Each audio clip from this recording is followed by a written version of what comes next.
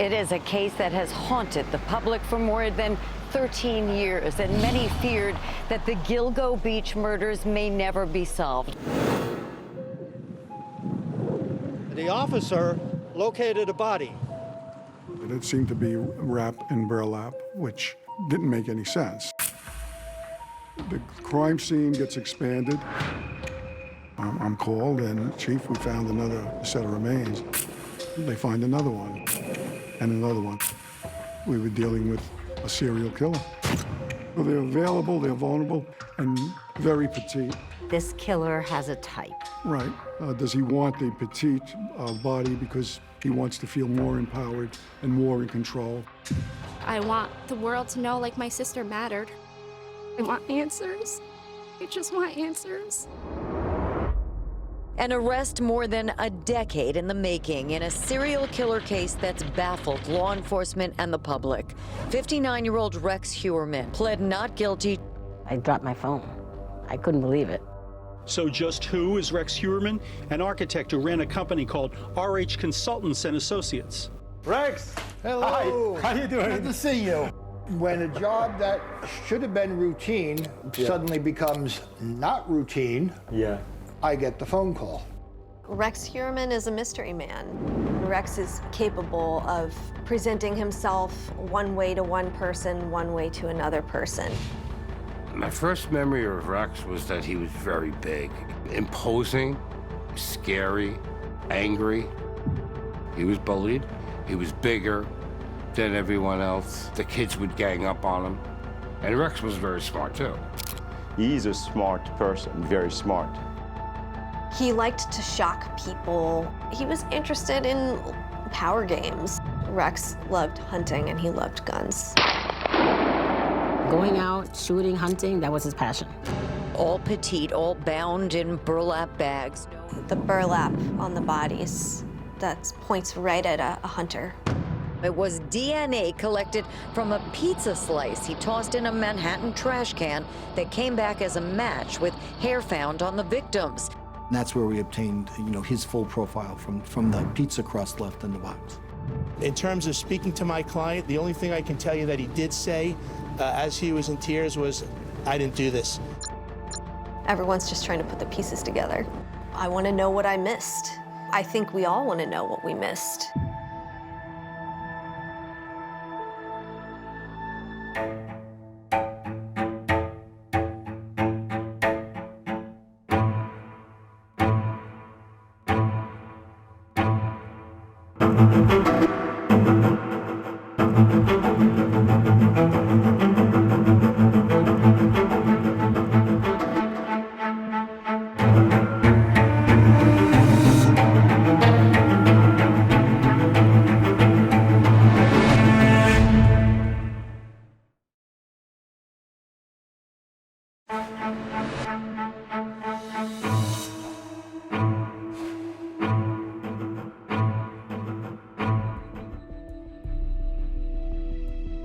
Not far from this quiet stretch of Gilgo Beach on Long Island, New York, investigators uncovered the hidden remains of 4 young women. The mystery of who they were and how they got here might have stayed a secret if not for a woman named Shannon Gilbert.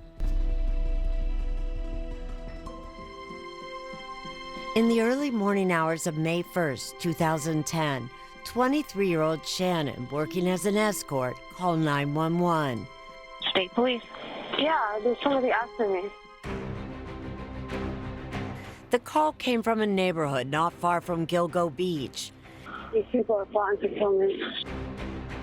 Shannon starts running, knocking on doors. Where are you, Shannon? She screams. And then nothing. Shannon was gone. Hello? Hello?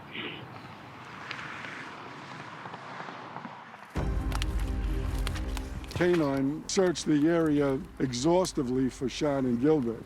Dominic Verone was chief of detectives at the Suffolk County Police Department. Months passed without a sign of the missing woman. And then in December of 2010, near Gilgo Beach, a police officer and his canine named Blue found human remains. Everyone assumed it was Shannon Gilbert. But it wasn't Shannon. Stunned searchers would go on to discover the remains of 4 other women. The women were identified as Maureen Brainerd Barnes, Melissa Bartholomew, Megan Waterman, and Amber Costello. Like Shannon, all were in their 20s. All were online escorts, all petite. 3 of the 4 were wrapped in burlap, the kind you can find in hunting stores. They became known as the Gilgo 4. It's really, really hard because I miss her so much. 48 Hours has reported on this case since 2010.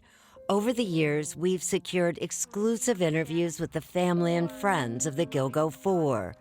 Missy Can will never forget the wintry day when she got the devastating news. The detectives came to my house and just said that Maureen has been positively identified as one of the victims on Ocean Parkway.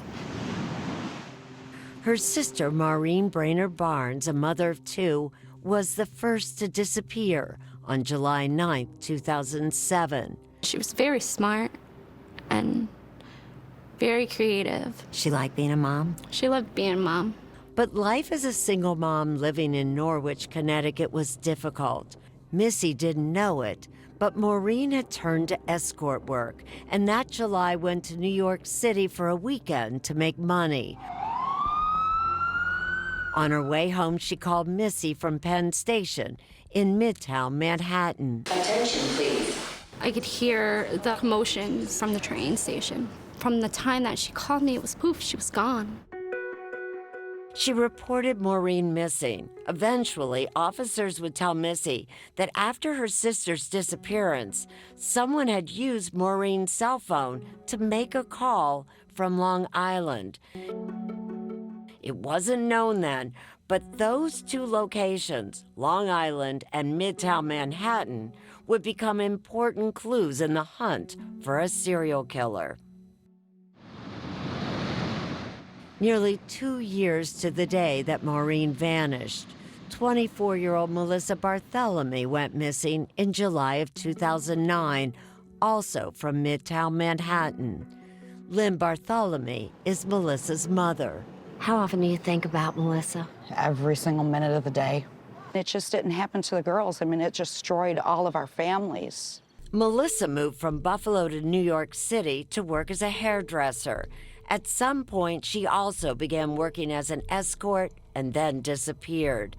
About a week after she went missing, Melissa's then 15-year-old sister, Amanda, started getting calls from Melissa's phone. We agreed not to show Amanda's face. She answers, Melissa, where have you been? And this voice is saying, oh, this isn't Melissa. Stephen Cohen was the family's lawyer at the time. He was taunting Amanda, and he said, do you know what I did to your sister? I killed Melissa.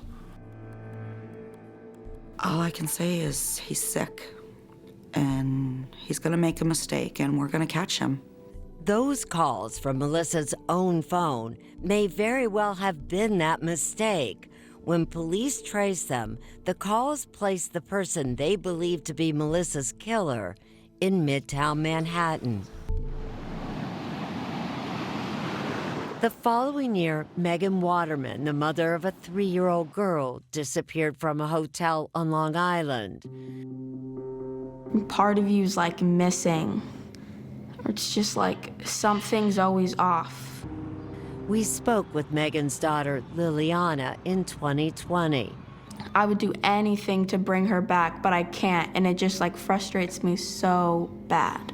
Megan's family says the 22-year-old was a creative but troubled young woman who loved fashion and was devoted to her daughter. What would you say to your mom if you could? I would just want to tell her that, like, I love her. I just want her to know, like, she has a special place in my heart. No one can ever replace her. Like the other 2 women, Megan disappeared in the summer.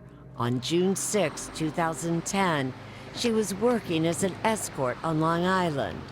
No matter what her job was, she was a person, and she needs justice. This haunting video from a Holiday Inn Express is the last time she was seen alive, moments before she went to meet a client. Cell phone records later placed her phone in a Long Island neighborhood called Massapequa Park.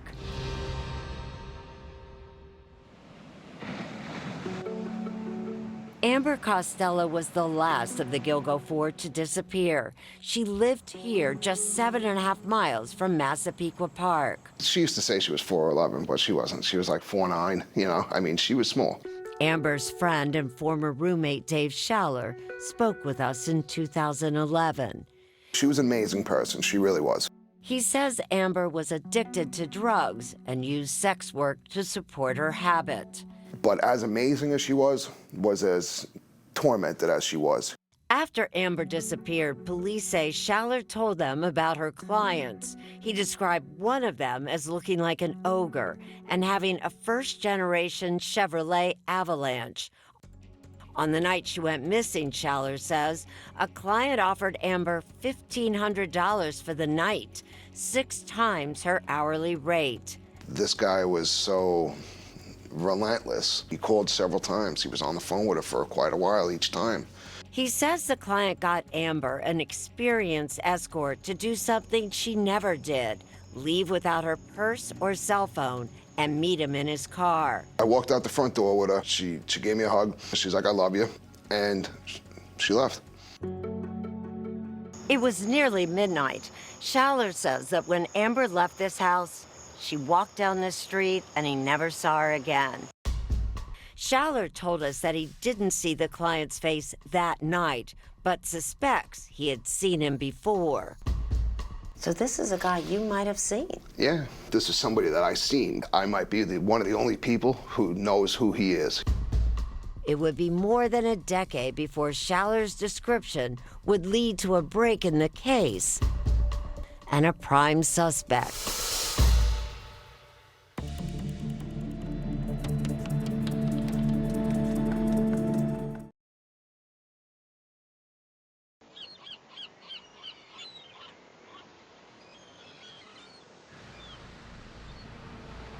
The shocking developments in a murder case gone cold.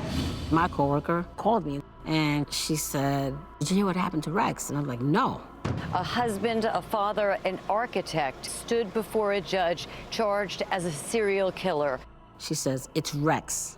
I said, no way. This house was a main focus and they brought out a lot of evidence. I just didn't think it was real. A Long Island community is still a crime scene tonight. I even thought to myself, it's crazy that there's 2 Rex Heuermans out there. Mary Schell and Muriel Henriquez worked with Rex Heuerman and couldn't wrap their heads around the news. We never thought he would be that kind of person. It's shocking. In July of 2023, nearly 13 years after the Gilgo Four were discovered, Suffolk County Police Commissioner Rodney Harrison made the announcement. Authorities believe Rex Heuerman is the Long Island serial killer. Rex Heuerman is a demon that walks among us, a predator that ruined families. The man he calls a demon is a 6'4" architect. He's charged with killing Melissa Barthelemy, Megan Waterman, Amber Costello, and is the prime suspect in the death of Maureen Brainerd Barnes. What has my client told me? He told me he didn't do this. Heuerman was living about 20 minutes from Gilgo Beach in Massapequa Park, the very same town where Megan's phone last connected with the cell tower. And Heuerman worked here at his architectural firm in Midtown Manhattan, just blocks from where Maureen disappeared, the same area where several of the threatening calls to Melissa's little sister were made. The cause of death with regard to the 3 victims is homicidal violence.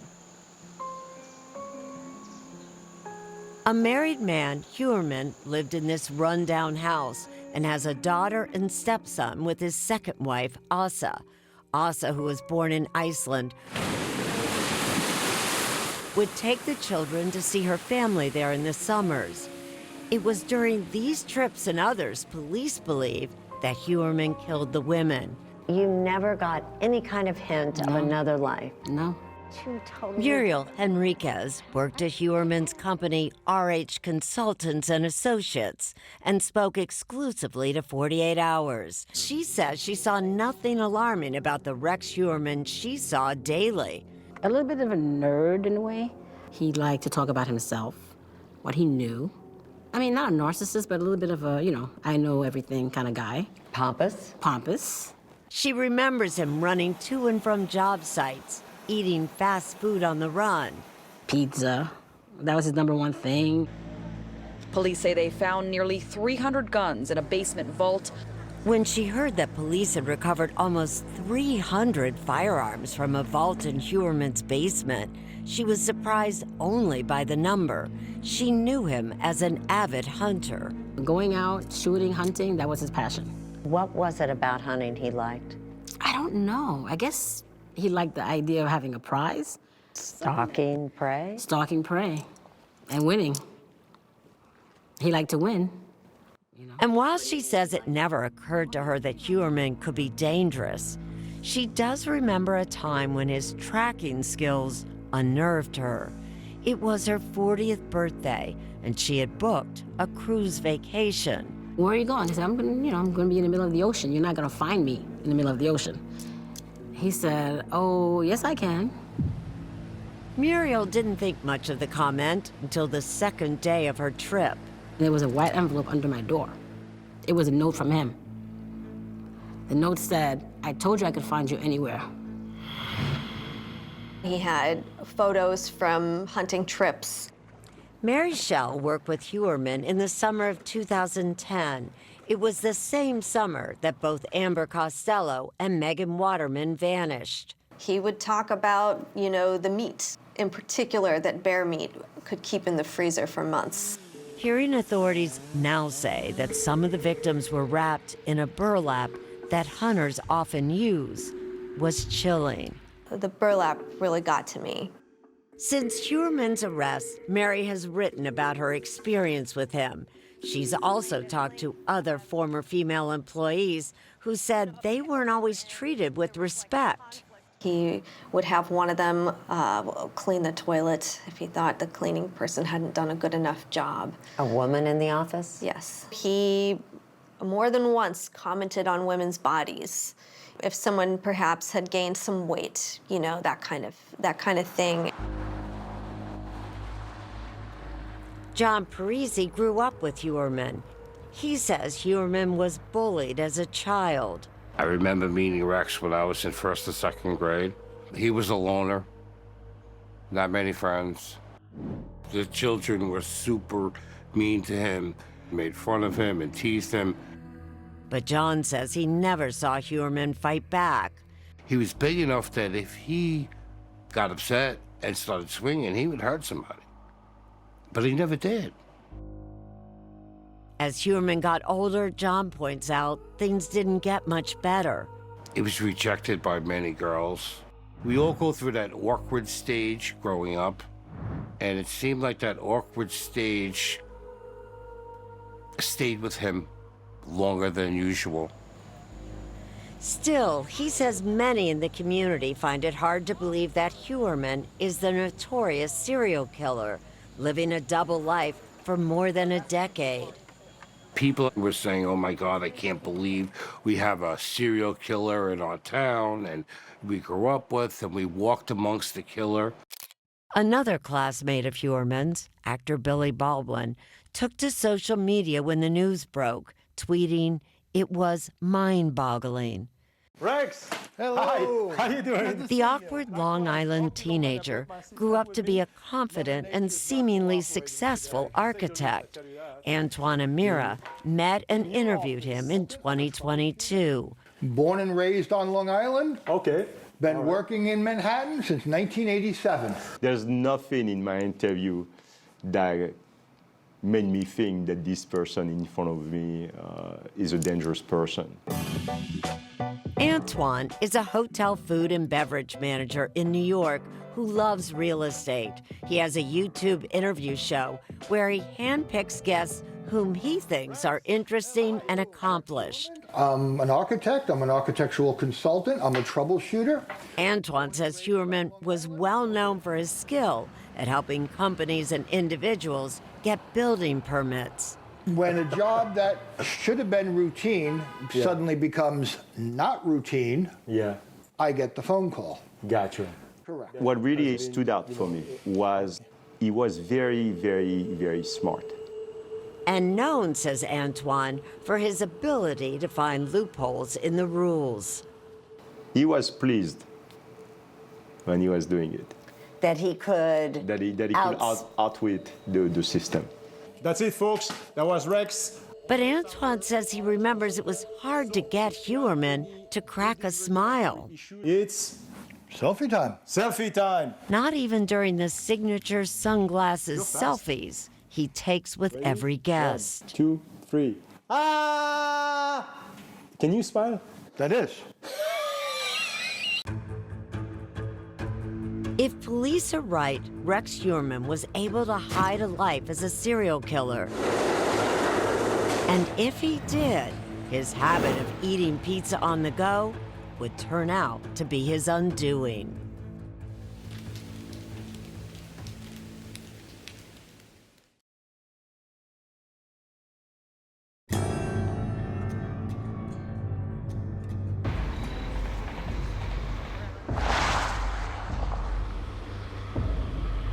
For more than a decade after the discovery of the Gilgo 4, Rex Huerman's name never appeared on a suspect list until a new task force was formed with Suffolk County Police Commissioner Rodney Harrison and Suffolk County DA Ray Tierney. In February of 2022, we formed the task force, and then a mere 6 weeks later, Rex Huerman was identified for the first time. A suspect in 6 weeks? So how did they do it? It turns out that buried in the original case files were a number of critical clues that the new task force was finally able to connect. Remember Amber's roommate, Dave Schaller? She's like, I love you. You know, she gave me a hug, and she left.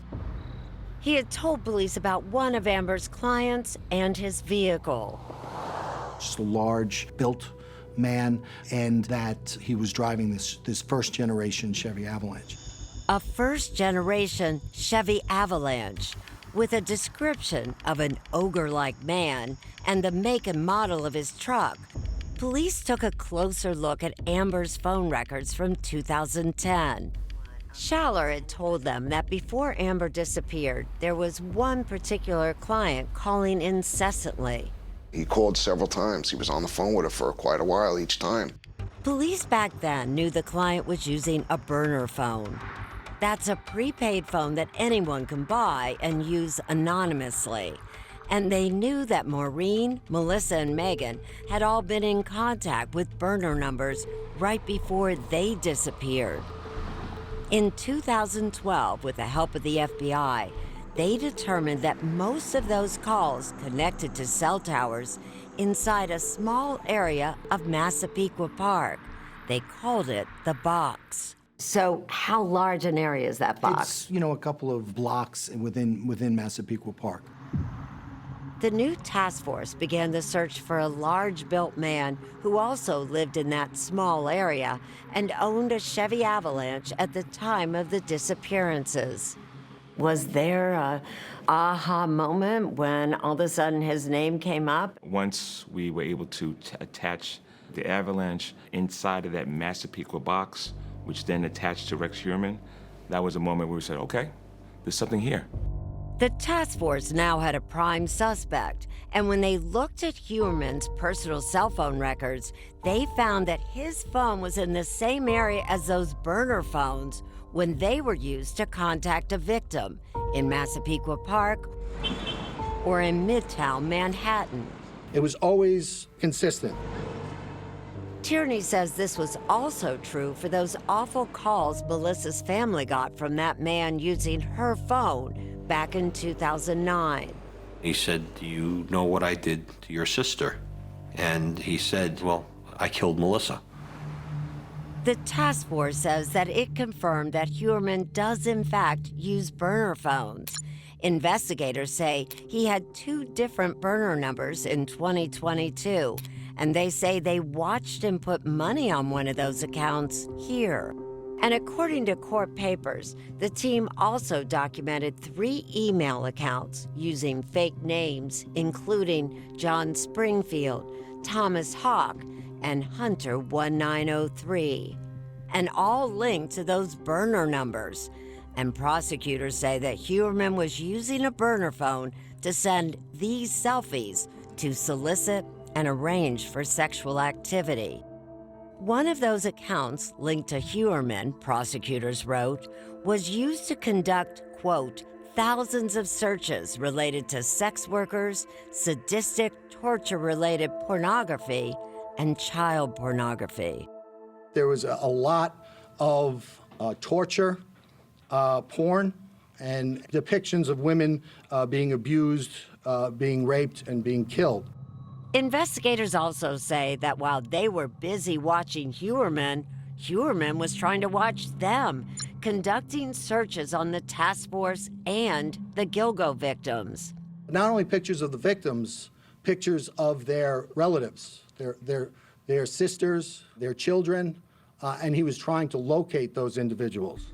The circumstantial evidence was building, but investigators also had physical evidence from the Gilgo 4, including 1 male hair that was found in the burlap used to, quote, restrain and transport Megan Waterman's body.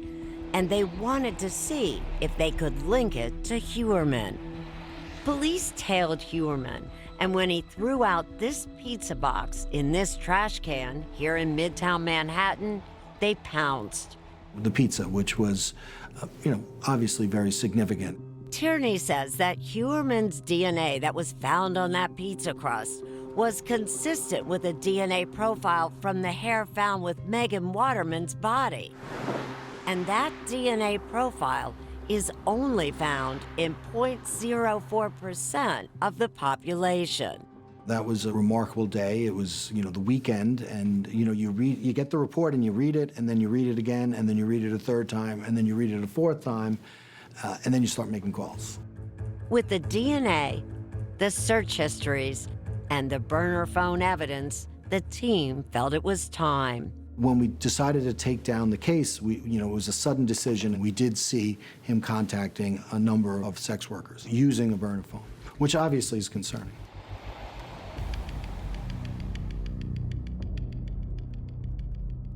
Plainclothes officers arrested him around the corner from his office. I don't think he had any clue. I don't think he had any clue that we were onto him. Police spent 12 days looking through Huerman's home, pulling those guns out of the basement and digging in the backyard. They say it will take some time to comb through what they have now, and they were tight-lipped about what they found. Has the search been fruitful? Great question, and the answer is yes. Can you elaborate on fruitful? You said yes, it's fruitful. There have been items that we have taken into our possession. That makes it fruitful. And one more big piece of evidence taken into possession, a first-generation Chevy Avalanche Huerman once used. And it was sitting on property he owns in South Carolina when they recovered it. We were able to seize that Chevy Avalanche pursuant to a search warrant, and we're certainly going to analyze that. But there were female hairs found on some of the victims' bodies that don't belong to the victims. So who do they belong to?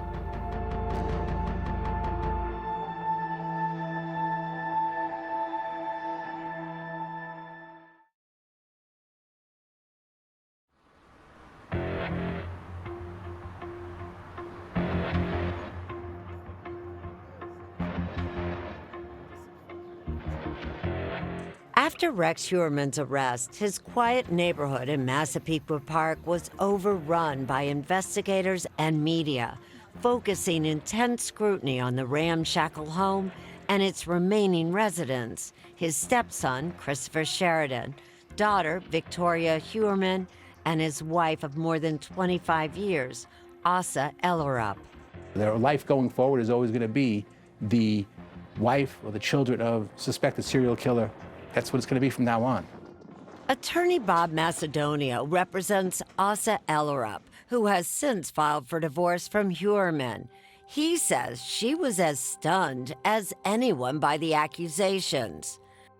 She had no idea any of this was going on. The allegations are shocking. Nobody wants to think that they've been living with and sleeping next to a serial killer for the past 25 years. As it turns out, Asa may have inadvertently helped focus the investigation on her husband. Investigators say they've identified strands of female hair that were found on 2 of the victims. One hair on Waterman comes back to his wife, or the DNA profiles are consistent, and then the DNA profile from Costello is consistent with the wife. Although prosecutors have evidence that Asa was out of town when those murders occurred, they will have to explain how those hairs got on the victims. Suffolk County DA Ray Tierney says it could be as simple as transfer. You live at home with a spouse, a little bit of your hair falls on your shoulder as well as your spouse's. Then you go out and you interact with a third party, and that hair gets on them. Asa Ellerup has not been charged or named a suspect in any of the murders. You don't believe that Rex Heuermann's wife was involved in this in any way? There's no evidence to indicate that, no. Along with the public scrutiny of Asa, there's also been support from people that perhaps know all too well what she's going through. Carrie Rawson, the daughter of serial killer Dennis Rader, who named himself BTK, tweeted, "Asa and her kids are also victims." I can tell that they are going through hell. And from Melissa Moore, the daughter of Keith Jesperson, a serial killer known as the Happy Face Killer, for taunting authorities with letters signed with a happy face. She reached out immediately to myself, and we put her in contact with Asa. At a press conference, Macedonio announced Moore set up a GoFundMe page for Asa, which raised over $50,000. Money he says will largely go to medical bills. Asa is battling breast and skin cancer, and because Rex Heuermann was the sole provider for the family, Macedonio says she will soon lose her health insurance. Asa would like me to express her thanks for the support she's received. She's going through a very difficult time. Asa's children have also paid a heavy price. Her daughter Victoria, who worked for her father at the architectural consulting firm, and her son Christopher are both now unemployed. Asa struggles to support them, says Macedonio, while she's also trying to figure out how to start over. How is she getting through every day? Honestly? Yeah. Minute by minute. She has no one else to turn to at this time.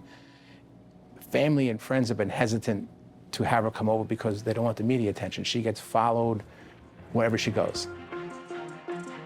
For the moment, she and her children continue to live in the house in Massapequa Park, which the family says was excessively damaged during the police search, seen in these photos provided by Asa's attorney.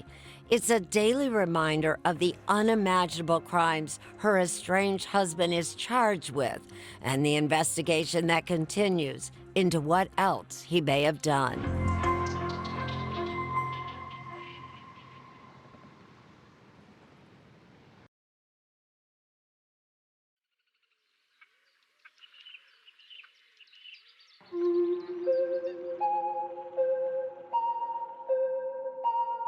Rex Heuermann, awaiting trial, is locked inside a Suffolk County jail in a 60-square-foot cell. He denies killing Melissa Bartholomew, Megan Waterman, and Amber Costello. Their voices now silent as the sand where they have been ruthlessly discarded. How sure are you, as you're sitting here now, that Rex Heuermann is the Long Island serial killer? So we're just at the beginning stages of this case, but we would not have brought this indictment if we weren't confident in our case. He took away somebody's mother, somebody's daughter, somebody's sister, and not just one person, multiple individuals. Heuermann is currently the prime suspect for the murder of Maureen Brainerd Barnes, and for investigators, an obvious question still hangs heavy. If Heuermann is a killer, are there other victims? I mean, isn't there a real concern that there may be other victims out there? Always. Who's to say that there's not more bodies out there that we need to investigate? In 2011, police did find other bodies along Ocean Parkway. After finding the Gilgo 4, there is victim number 5, Jessica Taylor, an escort who went missing in 2003. Another set of remains, police called Jane Doe number 6, is now identified as Valerie Mack, also working as an escort. Number 7, to investigators' surprise, they found a toddler girl. Number 8, an Asian male dressed in women's clothing. Number 9, a female skull belonging to Karen Vergata, an escort who disappeared in 1996. Number 10, female remains from a victim cops nicknamed Peaches because of a tattoo on her torso. Although her remains were found 6 miles away, police say DNA confirms Peaches is the mother of that toddler. None of those victims has been linked to Heuermann. Is it that you can't connect him yet, or you believe he probably isn't the person who killed these other individuals? I don't know. Investigations also spread to Las Vegas and South Carolina, where Heuermann owns property, with detectives there taking a fresh look at cases of missing women. And then there's Nikki Brass. I remembered him because, one, he's massive, and how many massive, like 6'5" architects work in Manhattan and live in Massapequa. You're going from brown and blonde? Now a hairdresser, Nikki claims she may be one that got away. She told us she used to work as an escort, and while we cannot substantiate her story, Nikki claims she can't shake her memory of the night she says she was solicited for sex by Rex Heuermann, and says she fled the restaurant where they met. I had never gone anywhere and felt fear. My gut was telling me I needed to get away, and I've never had that before. Nikki says what she found most disturbing is that Heuermann himself brought up those bodies bound in burlap by Gilgo Beach. He wanted to really get into it. He asked me how I thought they could get rid of the bodies without being caught in that area. And I said, I've never been over there. I've never even seen Gilgo Beach. And his response was, well, it's really dark and desolate. I'm John Ray, and I'm the lawyer. Nikki is now represented by John Ray, an attorney who is also representing Shannan Gilbert's family.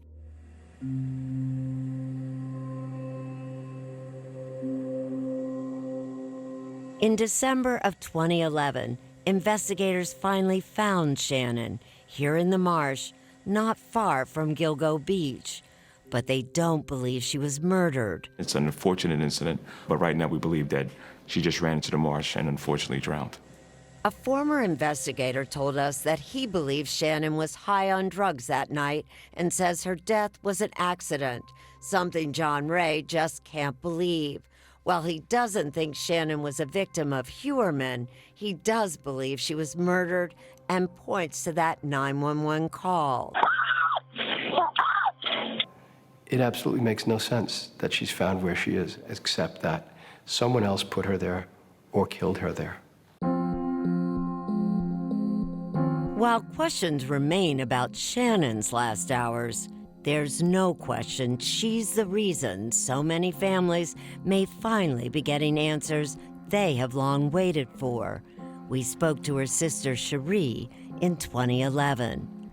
If my sister, didn't make that 911 call, I don't think that these other women would have been recovered either.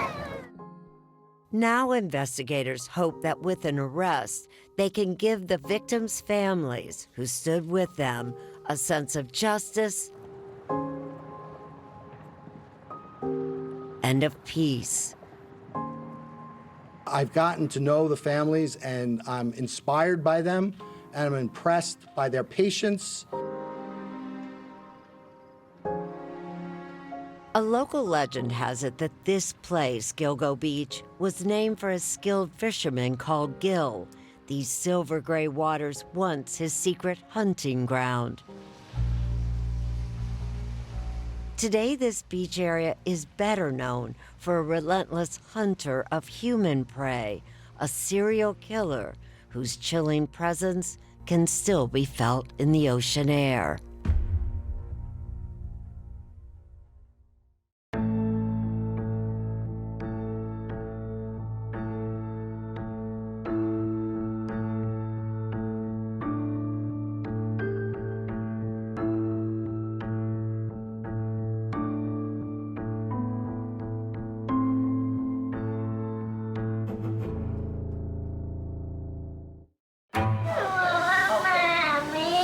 A 35-year-old case. His father was indicted for killing his mother. Whoever did this hated this woman. Their entire case is circumstantial. But can he find the truth? I want to know what happened. 48 Hours is all new. CBS next, in streaming on Paramount+.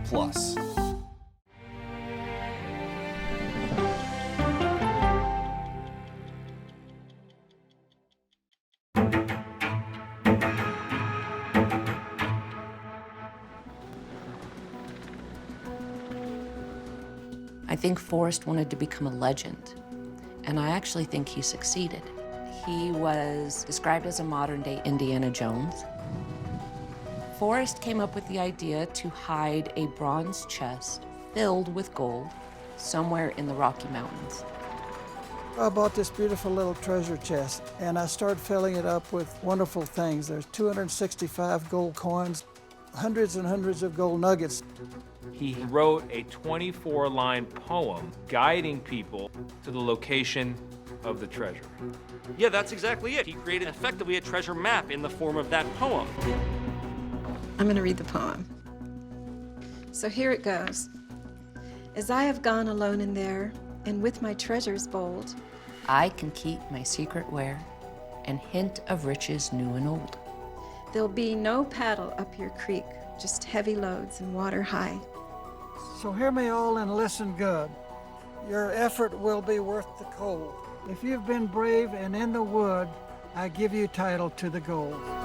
And I read that poem, and oh God, it was like a hook. No place for the meek.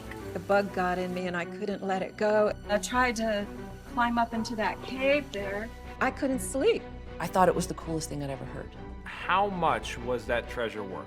I think that 1 million is a pretty good mark to use. I made at least 85 trips. I didn't find the treasure yet! We had so much fun, it was crazy.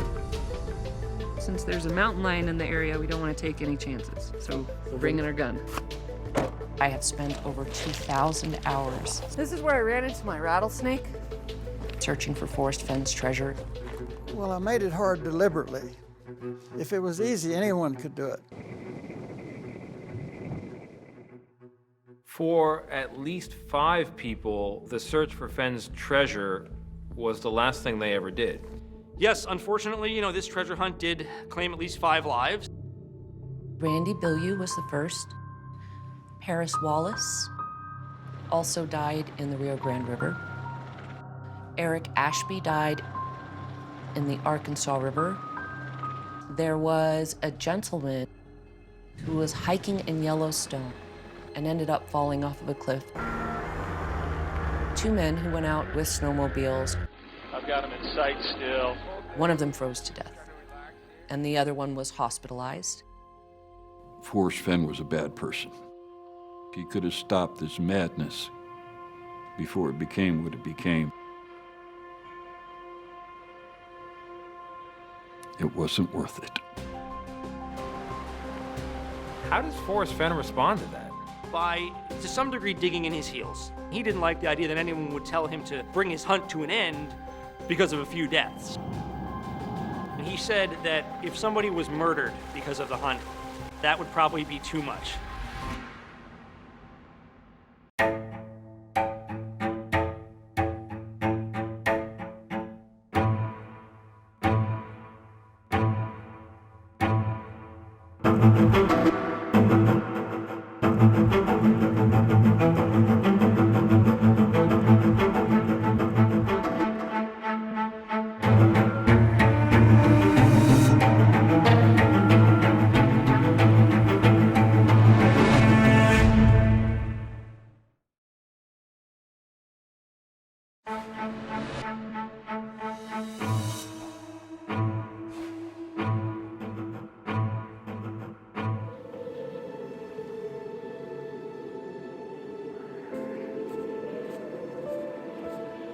High atop a ridge near Dinosaur National Monument, 53-year-old Mike Sexton froze to death.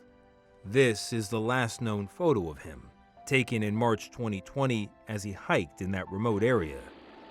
Days later, Mike's body was airlifted off the mountaintop. Hey, he's coming up. All right, he's about halfway. Mike became the 5th person to die while searching for Forrest Fenn's hidden treasure. Mike was full of life. Mike was an adventurer and always smiling, always laughing, a big, deep chuckle. Friend Liz Key struggles to reconcile Mike's love of adventure with his terrible loss. I'm glad that he took this adventure. I am very sad that he's gone. I miss Mike every day. I miss his hugs when I'm stressed. I miss his support. I miss his voice, his laughter. Beth Van Oss today is forced to cope without her longtime boyfriend. Mike had been her rock after she suffered a brain injury. He was more than just my partner. He was, in some ways, my caretaker. After Mike's death, Liz felt compelled to send Forrest Fenn an anguished email. How many people have to die before your game is done? I had received an email back, and he just gave his condolences to Beth. Forrest Fenn was a very complicated person. Dan Barbarisi explores Fenn's complexities in his new book, Chasing the Thrill, Obsession, Death, and Glory in America's Most Extraordinary Treasure Hunt. He believed in stories that were bigger than just your run-of-the-mill standard tale, and he dreamed big. He believed in big things.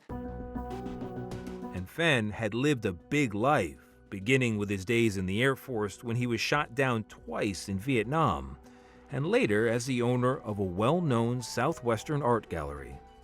How did a retired fighter pilot reinvent himself in Santa Fe, New Mexico, with not just an art gallery, but one of the most famous art galleries in America?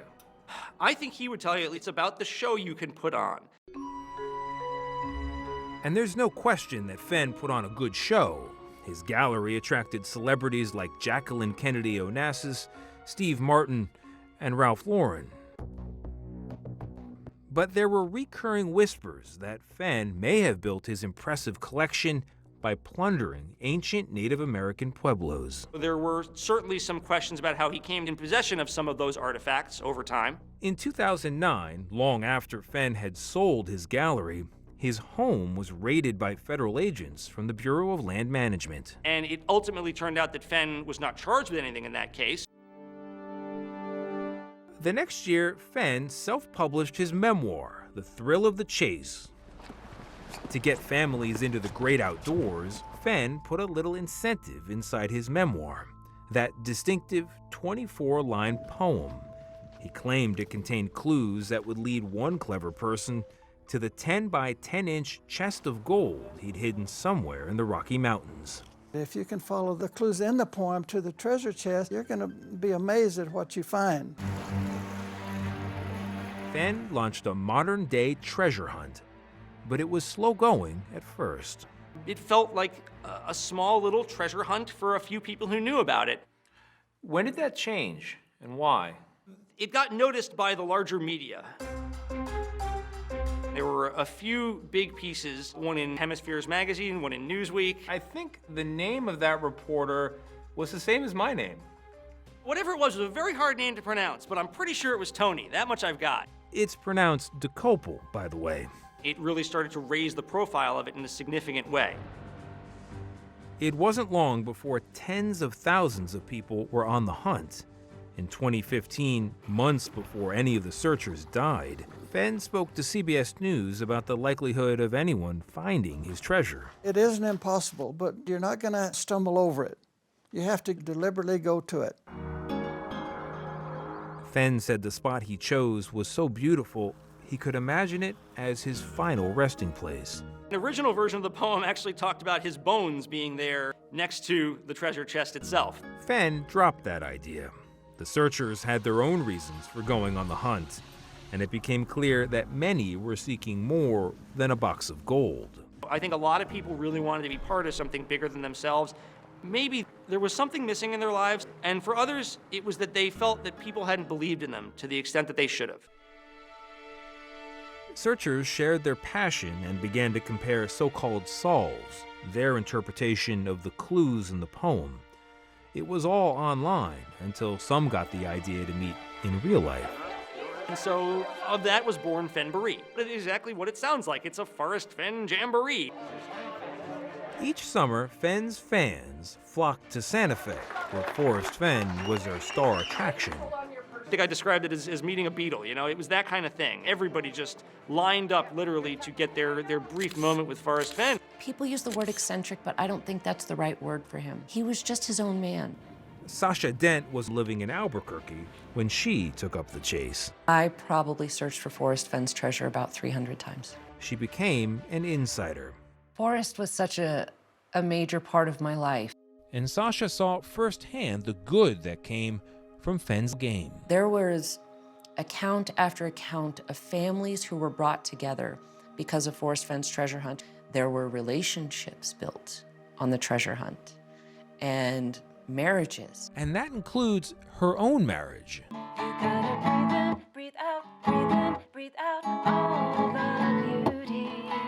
Another of Fenn's favorites was Katia Luce, a singer-songwriter who knew Fenn in the 90s before he wrote his memoir. When she later came across Fenn's book, well, gold fever struck that very night. I couldn't sleep all night long. I'm either Google Earthing, Googling, reading the book again, underlining, highlighting. She estimates she spent $75,000 over 7 years of searching. It was a great time, she says, even during some dangerous moments. I had a very close encounter while I was searching for the treasure with a cougar. And I just froze, but then I lifted up my hoodie really tall and made myself bigger. I went marching really strong and did like a pseudo chant really loud. Hey, oh yeah, yeah, hey, hey, hey, hey. Katia came away unscathed, but others were not so lucky. This is not some Disney-fied hunt where at the end of it, everything turns out okay. The reality is if you don't take this thing seriously, it will get you.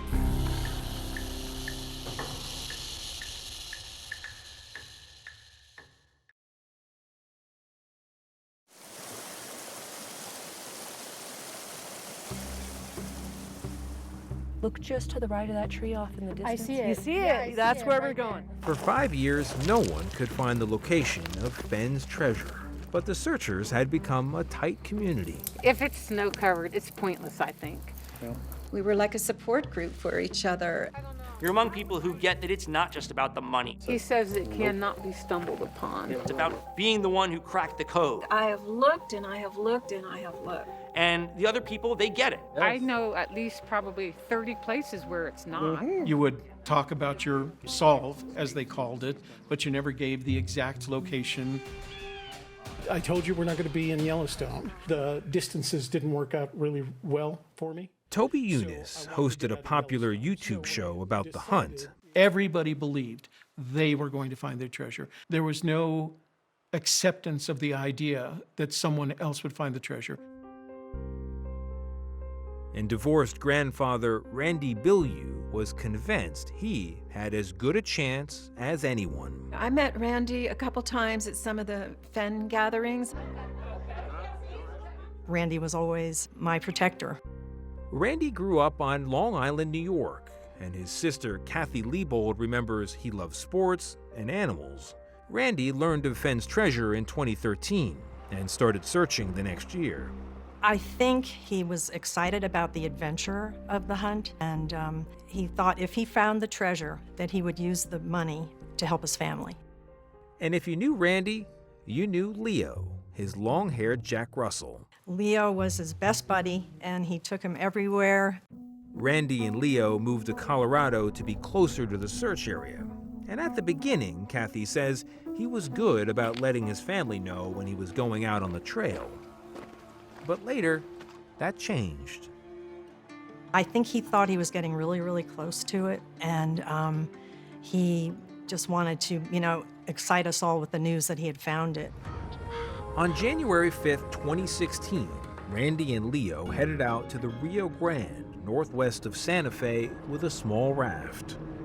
Temperatures hovered around freezing. He was gone for 10 days before he was reported missing. I had a sinking feeling that something was really very wrong.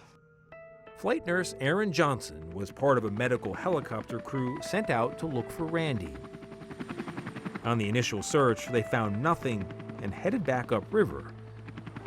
And that's actually when we found his raft. It's a raft. It's blue. They landed on a sandy bank of the river and were in for a surprise. There was a small dog that was there and barking at us. He had a sweater on, which was pretty dirty, but I'm quite certain that that sweater saved his life. There were 3 of us on the ground the whole time. Aside from the raft and his dog, we could find really nothing else. No backpack, nothing. Leo seemed frightened, but Erin eventually coaxed him to eat a Cliff Bar the pilot had on board. And at the point where we had to leave, I had a big, thick jacket, and I just threw it over him and scooped him up and brought him on the helicopter. Kathy saw the heartbreaking news on TV. Only Leo had been rescued. It was probably one of the worst days of my life. The treasure hunting community got word of this, and many of these people wanted to help.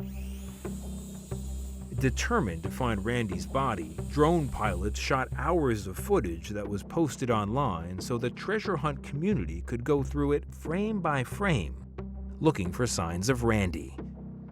Other searchers put boots on the ground.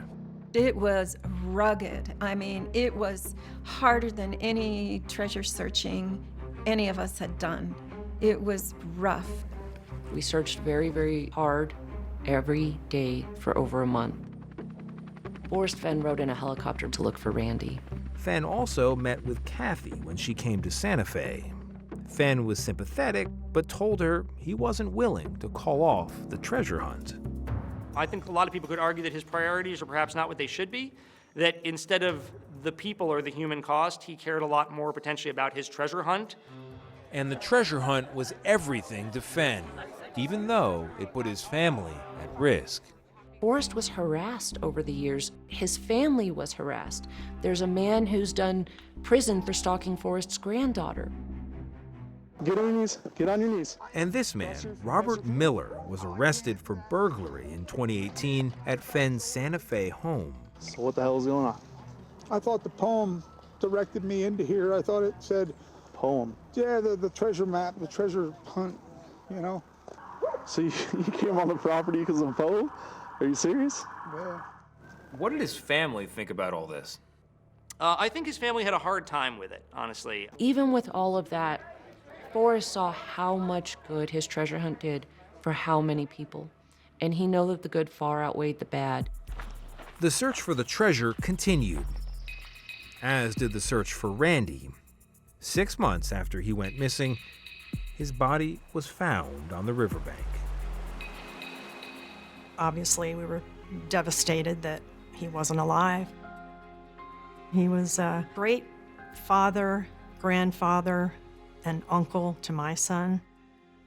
With Randy gone, Leo was adopted by none other than Aaron Johnson, Leo! the nurse who rescued him. Good boy. In the 5 years with his new family, the ultimate rescue dog has even learned some new tricks. Okay, turn around. Kathy is happy he's found a new home, Good boy. but she thinks about her brother every day. I wished he'd been more careful. I wished he hadn't gone out that day, but, you know, he was enjoying what he was doing. Randy was not the last to die searching for Fenn's gold. The next year, the hunt claimed 3 more lives. He had become obsessed by Fenn's treasure, and that was the only thing that mattered to him.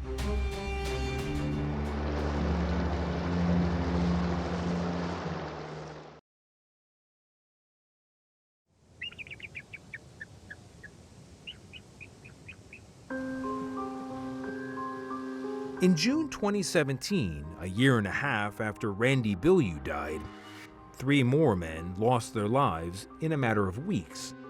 Jeff Murphy was searching in Yellowstone National Park. Very tragically, just misstepped and ended up falling off of a cliff and passing away. Around the same time, writer Dan Barbarisi went on his first search with his treasure hunting partner, Jay Rayner.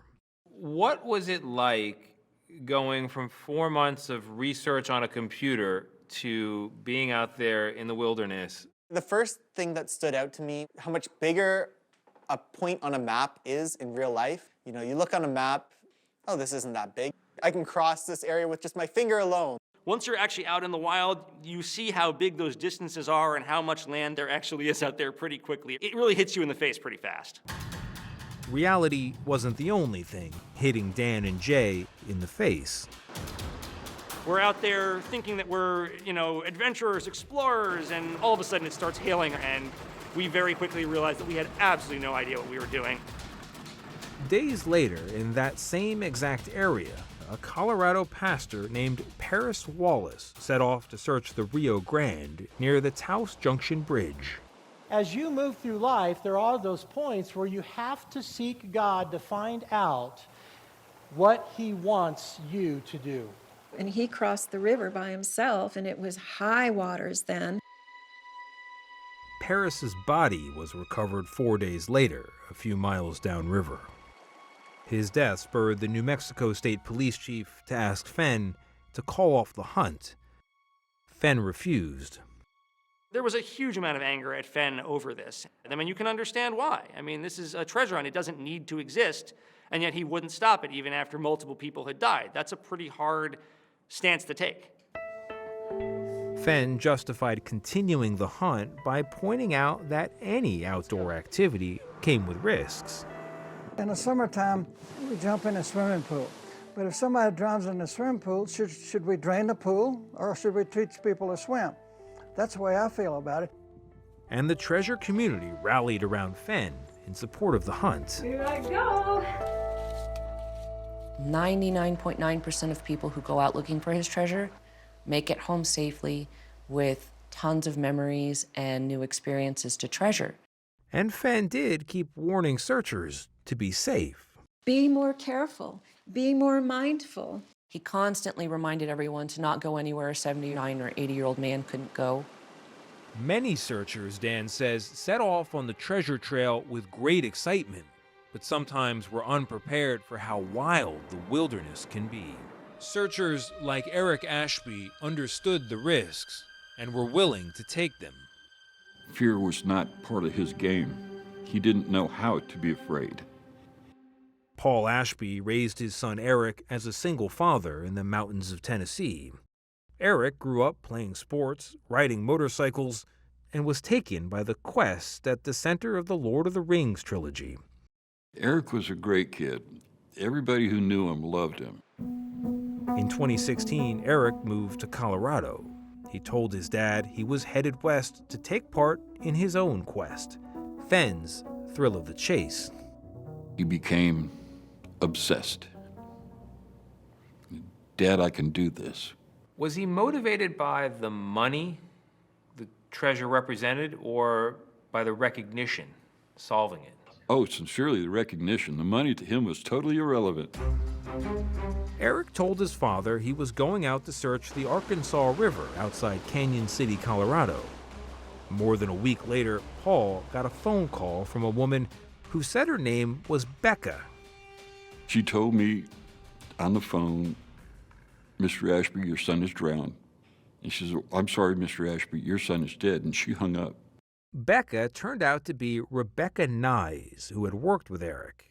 She and 3 men were with Eric at the river, and they had drawn up this contract outlining exactly how they'd split the treasure. She later told police what happened that day. He said he had swum the river that we were about to cross 10 times before, and so, we figured, though, we should be fine. Becca said they'd bought a 2-person raft, but Eric got in alone and had no life preserver. So he just jumped out. It looked like he had made it to the rock, but then we didn't see him anymore, and that was right where the rapids, would have taken him.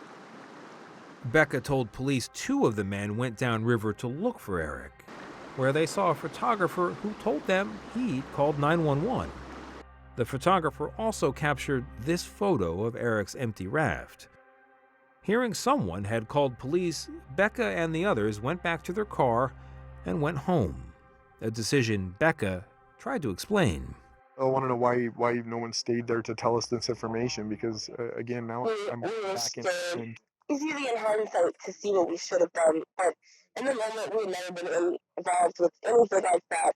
Eric stepped into a situation that was impossible. Nobody could have done it. The thing that makes it worse is that nobody stopped him, and that it was just a case of, oh well. Eric was worth so much more to me than, oh well.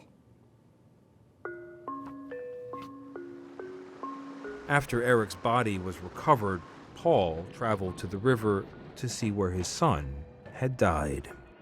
I took the excursion train that comes down the gorge, and one of the company managers was on the train with me, and he went into the bar, the lounge car, and come back with a beer. He says, this is for you and your son. And we shared our last beer right there. Paul says he never heard from Forrest Fenn. If you had been able to reach Forrest Fenn, what would you say to him? Say, Mr. Fenn, is this something one day you're going to have to go to whoever our maker is and say, yes, these people were drowning or dying, falling off cliffs, whatever, and I could have stopped it, and I chose not to. I was honestly surprised that it didn't end in that summer of 2017. But the hunt did not end. And in March 2020, a 5th man died. About 2 o'clock in the morning, I looked up, the stars were out, I looked over, to my left, and there was Mike. It was like, oh, I remember telling myself, oh no, Mike. What do you think of Forrest Fenn's decision to continue the treasure hunt? Learn more about the search for the treasure at 48hours.com.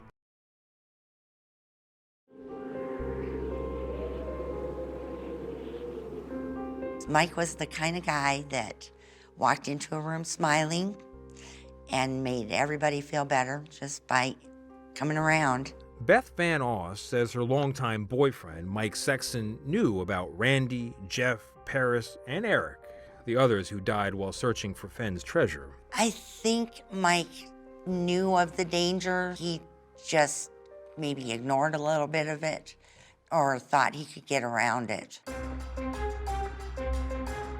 It had been nearly 3 years since any searchers had died. I think people thought that maybe they had gotten past that point where people aren't going to die anymore looking for this.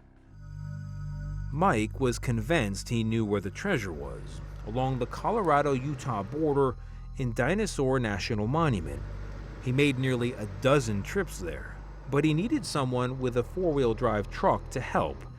That's how his poker buddy, Stephen Inlow, got involved with the hunt. I was very excited to be with Mike on these trips. I just enjoyed traveling with him. This is the first time Stephen has spoken publicly about their ordeal that began in late February 2020. The men rented snowmobiles in Denver and set off for Mike's spot. The snowmobiles proved to be too heavy for the depth of snow that we had. Mike and Stephen got stuck, but managed to call 911. Is anybody injured? No, we're not injured. Just stuck.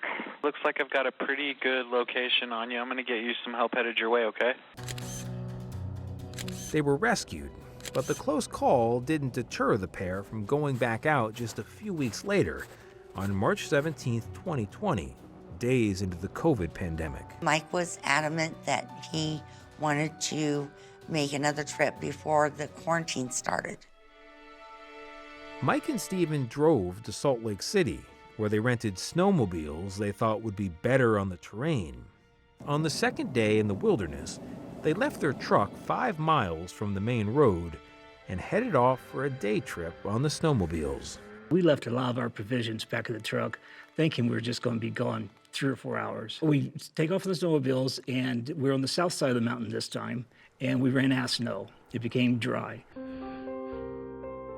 They left even more supplies on the snowmobiles and set off on foot with a sled to carry home the treasure, which Mike believed was close. We had some candy bars, a couple of energy bars, and maybe a gallon and a half of water between the two of us. It didn't look that far away, but it proved to be ridge over ridge over ridge that took a lot longer than I thought it was going to take. By 6 o'clock on Wednesday, I was kind of nervous. I hadn't heard from him. When the men hadn't returned the snowmobiles Wednesday night, the rental company called the police, who called Beth and Stephen's wife. Not knowing was just the worst, just the most awful thing. Mike tried to hike to higher ground to get a cell signal, but hours later returned unsuccessful. At that point, both men were so exhausted, all they could do was lay where they were. The next day, it began to snow. They had no more water. I remember my hands and knees eating the snow crystals, and blood was dripping from my mouth, staining the snow. I cried for help. I asked God, I asked Jesus, just anyone, call 911, we need help. Desperate for hydration, Stephen began drinking his own urine and felt warmth spread throughout his body. And I could just feel that was a moment that I'm going to live. And I told Mike he's got to quit eating the snow when he was shivering, and told him what he needed to do, and he said he'd rather die. On Friday, we could hear helicopters on the other side of the mountainside, and we knew they were out searching for us. And so that gave us hope, but we never saw the helicopter. That night, I woke up about 2 o'clock in the morning, and Mike was about 6 feet away from me. He was on his hands and knees with his arms cupped around his head flat on the ground, and he had no shirt on. And so I knew he had died, and I knew why. Hypothermia. People suffering from extreme cold can feel hot in the moments just before they die. I remember telling myself, oh no, Mike. Later that Saturday, Stephen heard the helicopters again, louder this time, and saw them down in the canyon below. With all the strength he could muster, he grabbed the orange sled and he waved it toward the helicopter. And then, just like in the movies, the helicopter rose up above the cliff, and I knew I was saved. And I passed out. Next thing I knew, 2 guys were picking me up, asking me if I could walk. I couldn't even stand. And I just remember whispering, "Goodbye, Mike." Mike was later taken off the mountain in a body bag. Beth got the devastating news that afternoon. I mean, you can say I love you, but until somebody's really gone and you can't say it anymore, you just don't realize you have more than that to say. A year later, Beth and Mike's friend, Liz Key, find solace in that last photo. His Big grin. smile. The look in his eye of, yes, this is where I want to be. I'm very sad that he's gone, but I'm glad that he did what he loved to do. Mike was the 5th person to die seeking Fenn's treasure. He was also the last, because only 3 months later, Forrest Fenn made a stunning announcement. The message was very short and simple. It said, "The treasure has been found."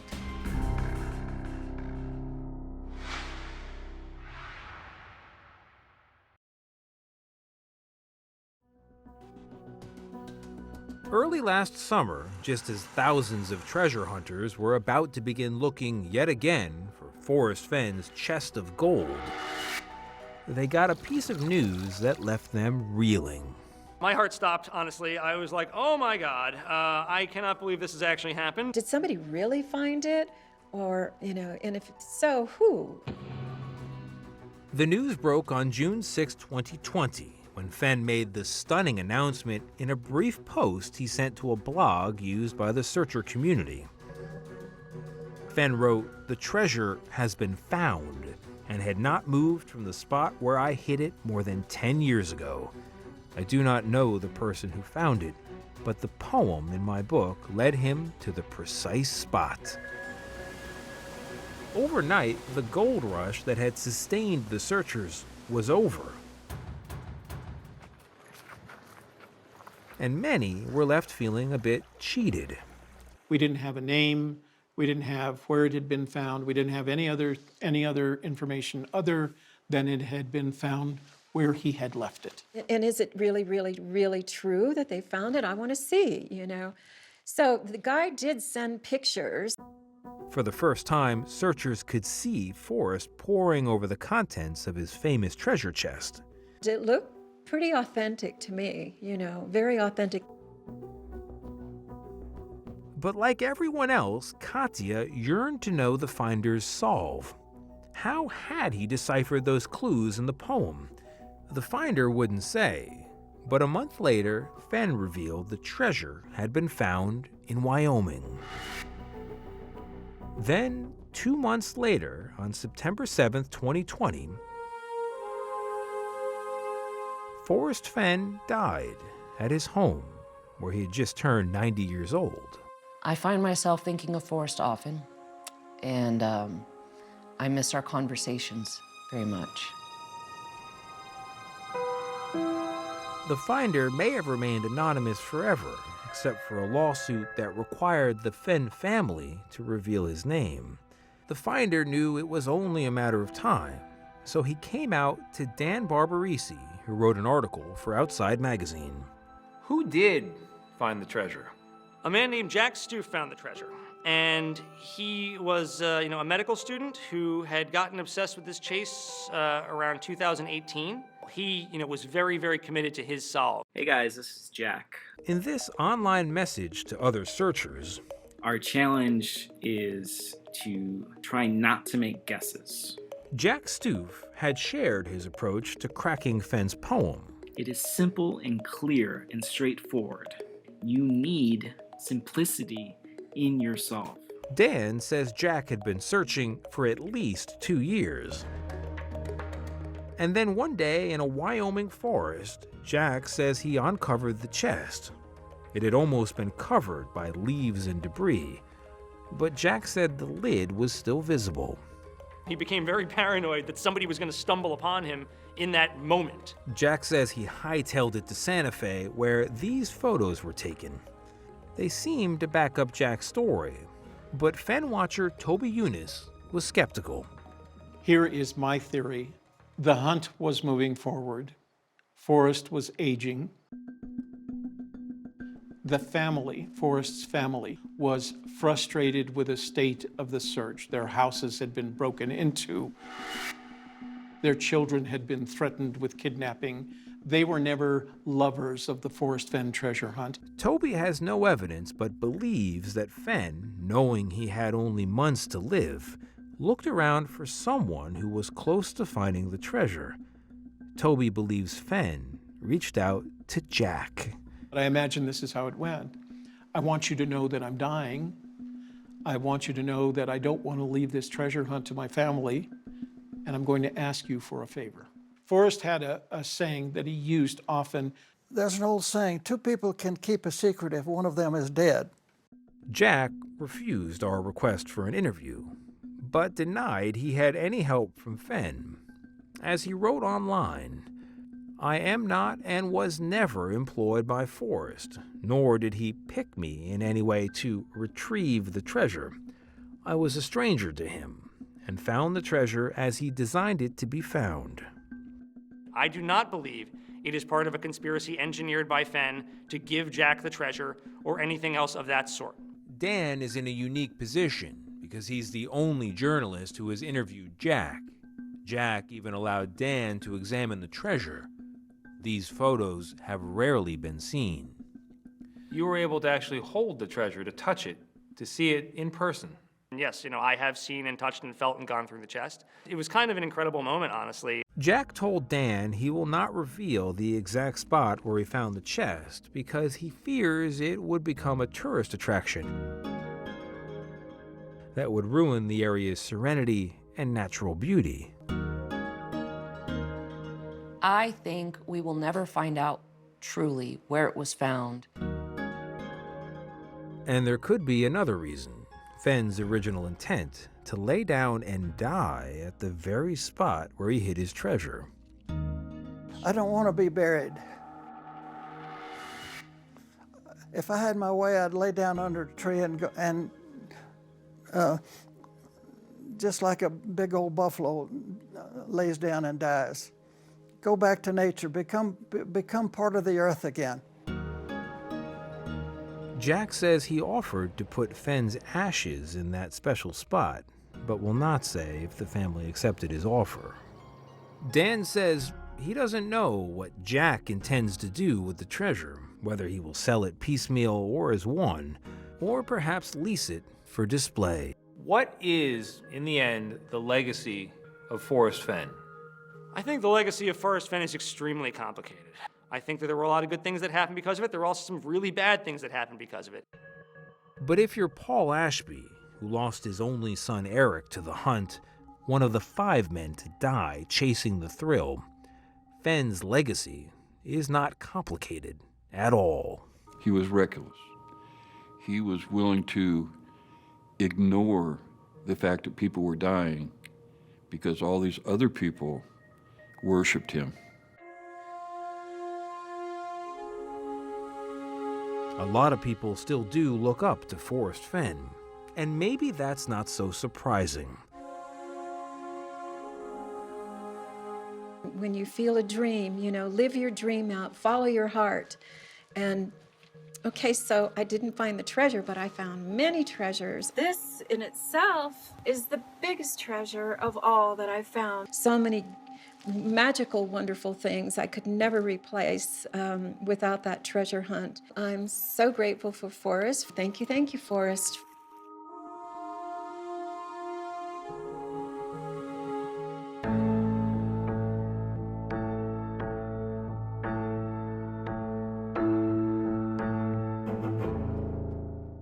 CBS next Saturday. 48 Hours brings you back-to-back episodes all summer long. This week, killer contestants. He is the serial killer that we always suspected him to be. You just want to wake up and have it not be real. 48 Hours Crime Time double feature next Saturday, 9/8 Central on CBS and streaming on Paramount+.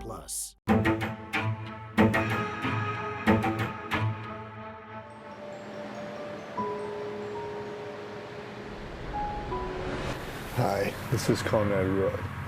I'm going to talk to you about social anxiety. Social anxiety, depression, it's controlling me. There's people that love me. I have a great mom, great dad. But I'm so depressed. We spent the day walking the beach and we had a conversation and I asked him about school and he's like, I'm not sure what I'm gonna do. And I said, don't worry about it. Everything is gonna be okay. It was a nice day out with the family. Nothing to give any hint of what was to come later in the day. There was no indication anything was going on. I've created a monster out of myself the past few years because of my depression. Racing thoughts, suicidal thoughts. Do you remember when is the last time you saw your brother? He was like going out the door. I thought he was just going to his friend's house. You got up in the morning, and how did you know he hadn't come home? He wasn't there, and we just like couldn't find him. This is not like Conrad not to come home. Then they found his body and around 5:30 in the afternoon. And he died in his truck.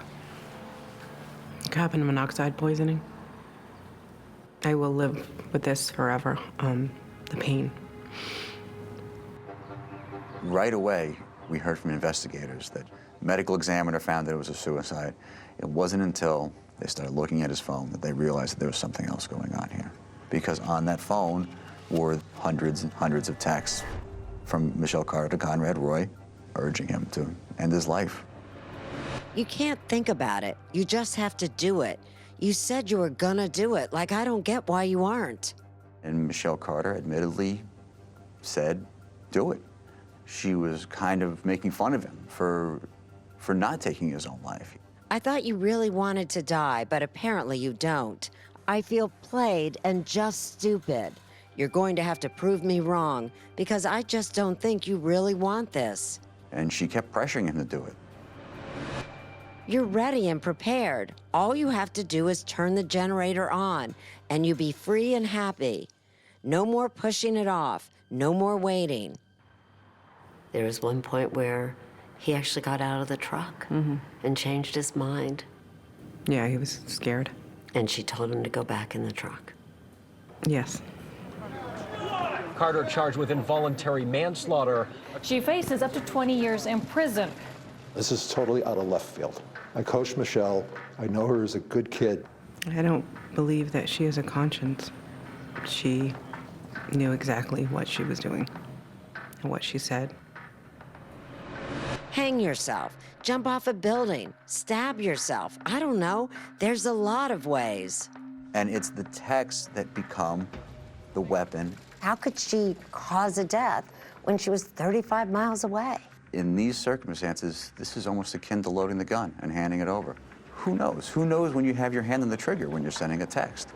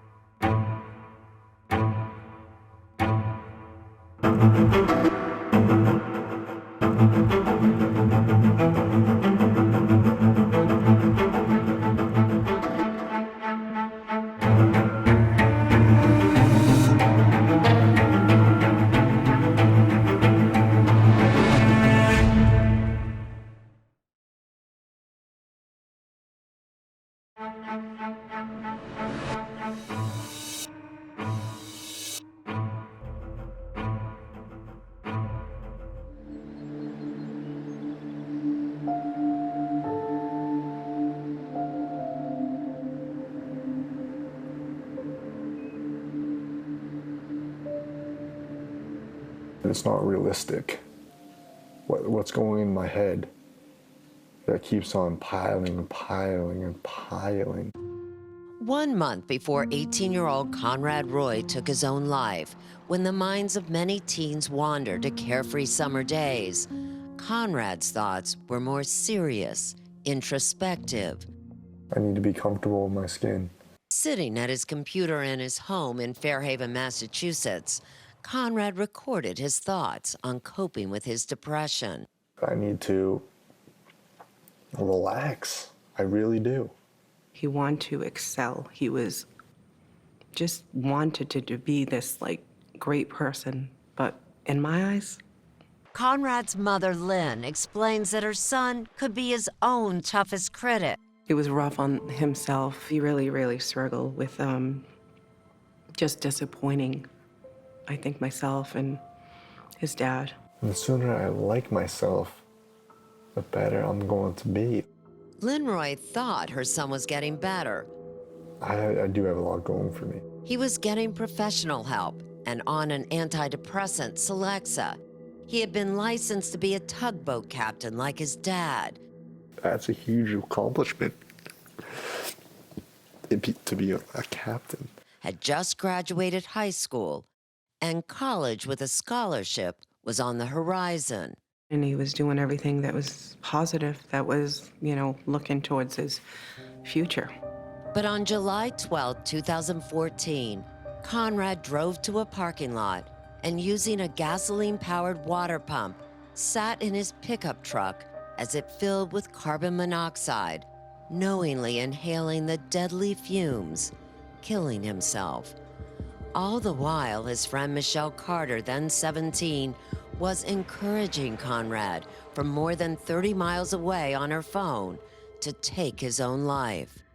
I don't understand why you would want someone that was so beautiful inside and out, that had so much, that was such a kind person, to die. How do you describe what this young woman did? I cannot. Only she can. The intersection of the lives of Michelle Carter and Conrad Roy has left a trail of heartbreak and questions about the circumstances that led to such a tragic death. He's one of the kindest persons. He grew up very sensitive, very humble and kind. Happy child. Very happy. Many pictures of him smiling, laughing, until he became a teenager, and I don't know if it was the hormones. He just, became anxious. Conrad was the oldest child in the family with two sisters, Morgan and Camden. Lynn and Conrad's father separated when Conrad was 16, and their divorce hit him especially hard. I think he was just more worried about me. That's what boys do. They worry about their moms a lot. Conrad would confide in his friend Ariana Taylor as they spent hours walking along the water. He wasn't able to explain it to me in a way that I could understand, so he kind of just described it as a darkness and how there would be times where he just kind of wanted to isolate himself from everybody. Conrad's anxiety and self-doubt had troubled Lynn since he was 16. He started having trouble sleeping, and we got him treated. And then he had his first suicide attempt a year after, the age of 17. Conrad had overdosed on acetaminophen.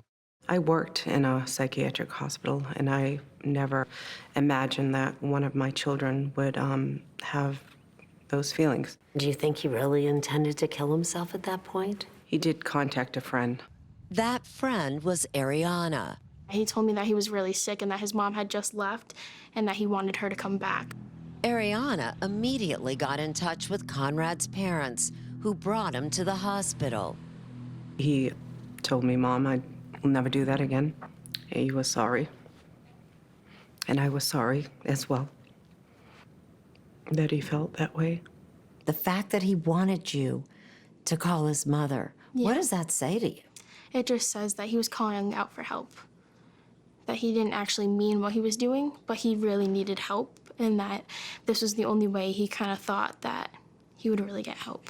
And that help seemed to be working. He actually was getting a lot better. He told me about how he was going out, and he was going to the high school parties and just hanging out with everybody. I was like, that's amazing. Michelle Carter was another friend of Conrad's. They met in 2012 while both were vacationing in Florida. Conrad and his sisters were visiting relatives who happened to know Michelle. How would you describe Michelle? Friendly? Yeah, she's really friendly. She always made Conrad laugh. As it turned out, Michelle lived just a few towns over from the Roys in Massachusetts, and the relationship continued after the vacation. But while Michelle called Conrad her boyfriend, his family says the two rarely saw each other, and like so many teens, their interactions were mostly over text messages. Had your son ever mentioned Michelle Carter? Yes. After they met in Florida, I met her 2013 at his baseball game, and that was the only time I ever met her. Second time was at his wake. Michelle and Conrad shared something in common that Lynn did not know. Michelle had her own struggles, including an eating disorder, and both teens at times took antidepressants. You know, probably the attraction was they both had their issues. Softball coach Ed McFarland has known Michelle Carter and her family for a decade. The Michelle he knows is an ideal teammate. I've never seen her do a mean thing. I've never seen her be mean. Michelle's high school yearbook paints a picture of an active, well-liked student, one voted class clown, and most likely to brighten your day. But that would not be how her actions would be described on the last day of Conrad's life. That day started out seemingly happy for Conrad, spending time with his family. That morning on the 12th, what was his mood like? It was fine. He wanted to, go to the beach with the girls. While there, Camden at one point noticed her brother sitting alone, texting. Did you know who he was texting with? No. Now you think he was texting with Michelle Carter. Yeah. But you didn't know that at the time. And what was his demeanor? I don't know, he kind of seemed like anxious, like when he was like texting. Conrad then took his sisters out for ice cream, where his mood seemed to lift.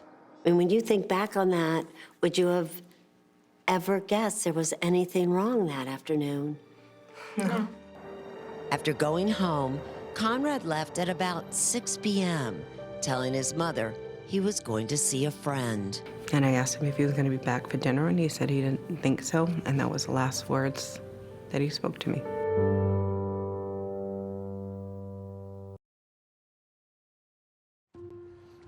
It was July 12, 2014, the heart of summer in New England.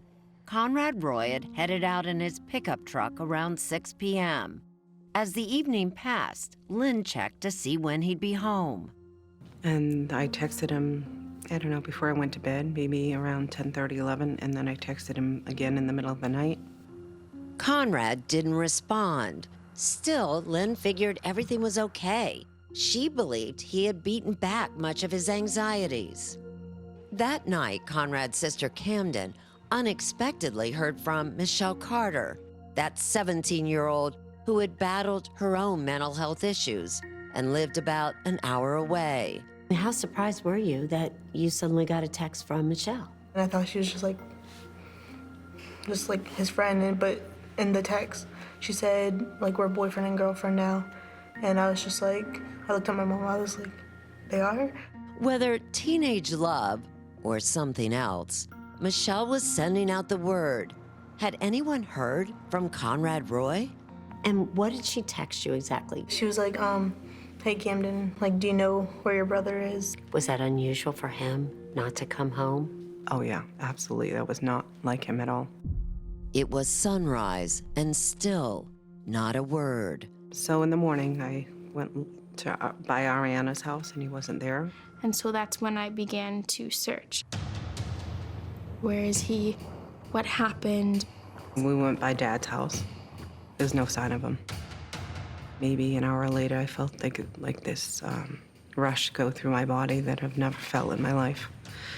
And I felt at that point that he wasn't with me. On the afternoon of July 13th, police found him inside his pickup truck, parked at the local Kmart, his cell phone right next to him. And he died in his truck. Carbon monoxide poisoning. Like, got in the car and my mom was just like crying, like the most I ever seen her cry. And she was like, he's gone. And like, she was just like, your brother's gone. It still hurts just as much as it did then, doesn't it? I will live with this forever, the pain. Like, I don't get why it happened. Why did it happen? Why did it happen to him? And Michelle seemed to take Conrad's death as hard as anyone. Once again, a text was her choice of communication, this time to Lynn. I am so very sorry. Conrad meant so much to me. No one questioned the suicide. Until cops got a hold of Conrad Roy's phone. It would prove to be an investigation like no other. No gun, no knife, no crucial DNA in this case. Only this, a trail of words, starting with those on the cell phone. Messages with Michelle Carter. And once investigators found this dialogue, they knew that there was something else up. And they wanted to get to the bottom of it. Former Boston Herald legal columnist and 48 Hours consultant Bob McGovern. And so this thing turned from a suicide investigation into a homicide investigation. Michelle seemed to be encouraging Conrad not to live, but to die. Texts flew between the two of them for more than a week, right up to the moment he took his own life. I'm determined. I'm happy to hear that. When you get back from the beach, you gotta do it. No more thinking. Yes, no more thinking. You need to just do it. But now, with Conrad Roy dead, Michelle seemed devastated, acting as if his death was a total surprise. When it came to the funeral, she sat up close to kind of where the family area was. I always described her as seen as the grieving widow. She was just constantly like sobbing. And 2 months later, Michelle even held a fundraiser to honor Conrad in her town of Plainville. That fall, investigators interviewed Michelle Carter at her high school. Do you think you had contact with him that day? I think so. But Michelle's story was riddled with holes, and police weren't buying it. They poured through her cell phone. Her texts ranged from urgent to ominous, like one sent to her friend Samantha Boardman on July 12th at 8:02 p.m., just minutes after police believed Conrad killed himself. He just called me. I heard moaning like someone was in pain, and he wouldn't answer when I said his name. That text was followed by another. I think he just killed himself. Michelle was texting her friend, but what she wasn't doing was calling for help. And there was at least one more text found on Conrad's phone that now seems telling. Only moments before he died, Michelle asked him this: "Did you delete the messages?" Police would extract more than 1,000 deleted text messages between Conrad and Michelle. Some showed his fear and reluctance to take his life on the very day he died. I don't know, I'm freaking out again. I do want to, but like I'm freaking out for my family. But even as Conrad panicked and considered abandoning his plan to die, Michelle egged him on. She described it to her friend Samantha that September in this text. "Sam, his death is my fault. Like, honestly, I could have stopped him. I was on the phone with him, and he got out of the car because it was working, and he got scared, and I effing told him to get back in." The road to justice would be complicated. Massachusetts has no law against encouraging or assisting suicide. And Michelle was miles away when Conrad died. People don't realize in our generation, texting does a lot. It's like having the person right there in front of you when you're texting somebody. And the Supreme Court of Massachusetts seems to agree. In the summer of 2016, the court ruled that even though Michelle was an hour away when Conrad Roy died, she had a virtual presence that night in that pickup truck. It's a controversial legal theory born out of a digital world. And so nearly 3 years later, Michelle Carter will stand trial in this courtroom for involuntary manslaughter. Michelle's attorneys, fearing how the text would play, advised her to waive her right to a jury trial. She put her fate in the hands of veteran judge Lawrence Moniz. Are you doing that of your own free will, knowingly and voluntarily? Yes. See more of Michelle Carter's texts to Conrad Roy on Facebook at 48 Hours.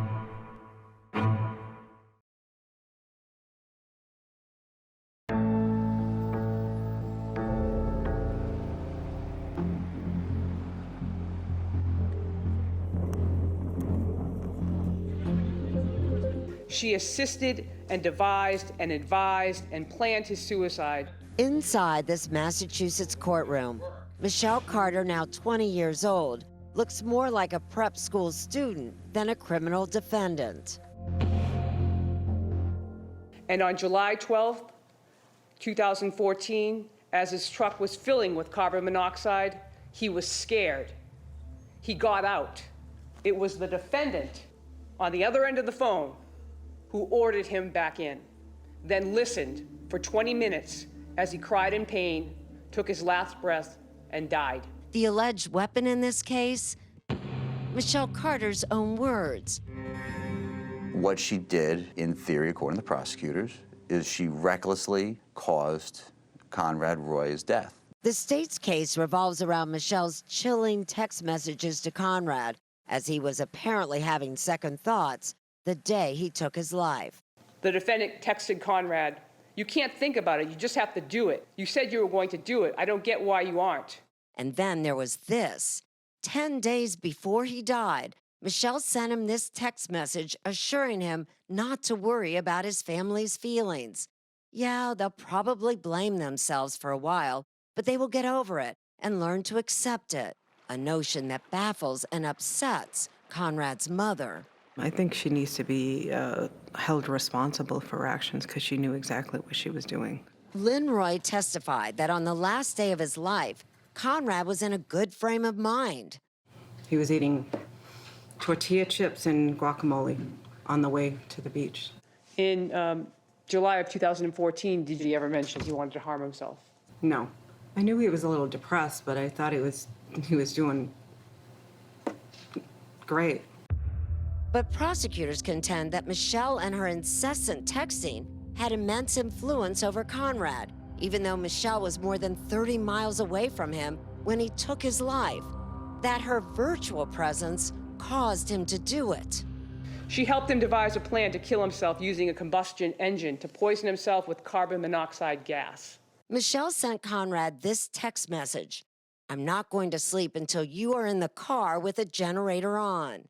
Your Honor, this case is a suicide case. It is not a homicide. But defense attorney Joseph Cataldo painted a very different picture.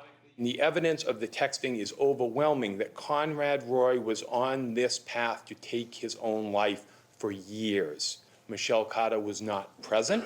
Michelle Carter had been texting with him. She did not physically see this individual for over 1 year. The defense brings up Conrad's acetaminophen overdose when he was 17 and claims he had been suicidal for years, in part because of his parents' divorce, and he had a contentious relationship with his father. And if the judge is considering Michelle's text messages, he should look at all the messages between the teenagers. Even up to a month before Conrad's death, Michelle seemed like a concerned friend, trying to help a socially awkward and emotionally fragile Conrad. On June 19th, Michelle texts Conrad, "Are you 100% positive you're never going to commit suicide? Be honest with me. Do you think about doing it?" "No, I'm not." In other messages, she talks about wanting to take him to a therapist or a mental health hospital. But on July 1st, 11 days before his suicide, texts between Michelle and Conrad took a sinister turn. Prosecutors let the words tell the story. She talked him out of his doubts, point by point. She assured him that his family would understand why he did it. She researched logistics. Michelle had been sending Conrad suggestions on how to kill himself for weeks. Hanging is painless and takes like a second if you do it right. But what would drive anyone to send a text like that? Prosecutors say Michelle was desperate for friends and attention. And she got it when she talked about her suicidal boyfriend. Just days before he died, she sent texts to girls she wanted to be close with in an effort to get their attention and sympathy. Lexi Evelyn, please. Pretending Conrad was missing. Do you remember getting a message about Conrad being missing? Yes. He's missing, like they don't know where he is. Prosecutors say Conrad still being alive presented a problem for Michelle. She could be exposed as a liar. So it was important he kill himself. On July 12th, the night he did take his life, Conrad drove to a Kmart parking lot and texted Michelle, "Leaving now. Okay, you can do this. Okay, I'm almost there." That was the last text Conrad ever sent to anyone. But there was also a 46-minute phone call. Michelle called him. She was the last person to speak with him. After that call ended, Michelle texted her friend Samantha. I'm going to ask you to read that text message, please, aloud. Sam, he just called me and there was a loud noise like a motor and I heard moaning like someone was in pain and he wouldn't answer when I said his name. I stayed on the phone for like 20 minutes and that's all I heard. Then, 27 minutes later, Michelle sent Samantha another text message. I think he just killed himself. Prosecutors say Michelle, within hours, began building a virtual alibi. Knowing that he was likely dead, she began acting like a concerned friend, sending Conrad this text message: "I'm scared. Are you okay? I love you. Please answer." Michelle showed little emotion at the trial. Her defense relies on this psychiatrist, Peter Bregan, to explain her behavior, even though he was not treating Michelle at the time. He testifies that she was involuntarily intoxicated by an antidepressant drug she started taking 3 months earlier, Celexa. She was enmeshed in a delusion where she's thinking that it's a good thing to help him die. But prosecutors completely dismiss that theory. She does not tell the Roy family about being on the phone with Conrad the night before, does she? His dead body is in a car 24 hours, and she withholds that information. Inexplicably, Michelle sent more than 80 texts to Conrad after he died. In some, she even apologizes for not saving him. But it wasn't just Conrad she texted. The prosecution is hoping the judge pays particular attention to this text that she sent to her friend Samantha a week after Conrad's body was discovered. They have to go through his phone and see if anyone encouraged him to do it on text and stuff. They read my messages with him, I'm done. His family will hate me, and I could go to jail.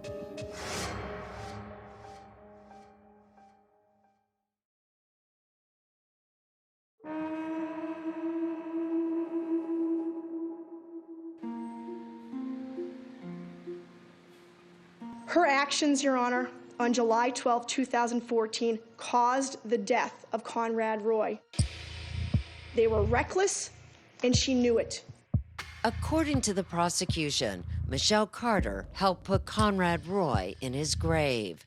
It was a felony, and she caused serious bodily harm. According to the defense, she didn't know what she was doing. Good morning, Your Honor. She was psychotic, delusional, involuntarily intoxicated from taking the antidepressant Celexa. Michelle Carter underwent an involuntary intoxication in June and July. To prominent child and adolescent psychiatrist Dr. Harold Koplowitz, that makes no sense at all. Though not a witness in this case, he says those drugs, called SSRIs, are remarkably safe.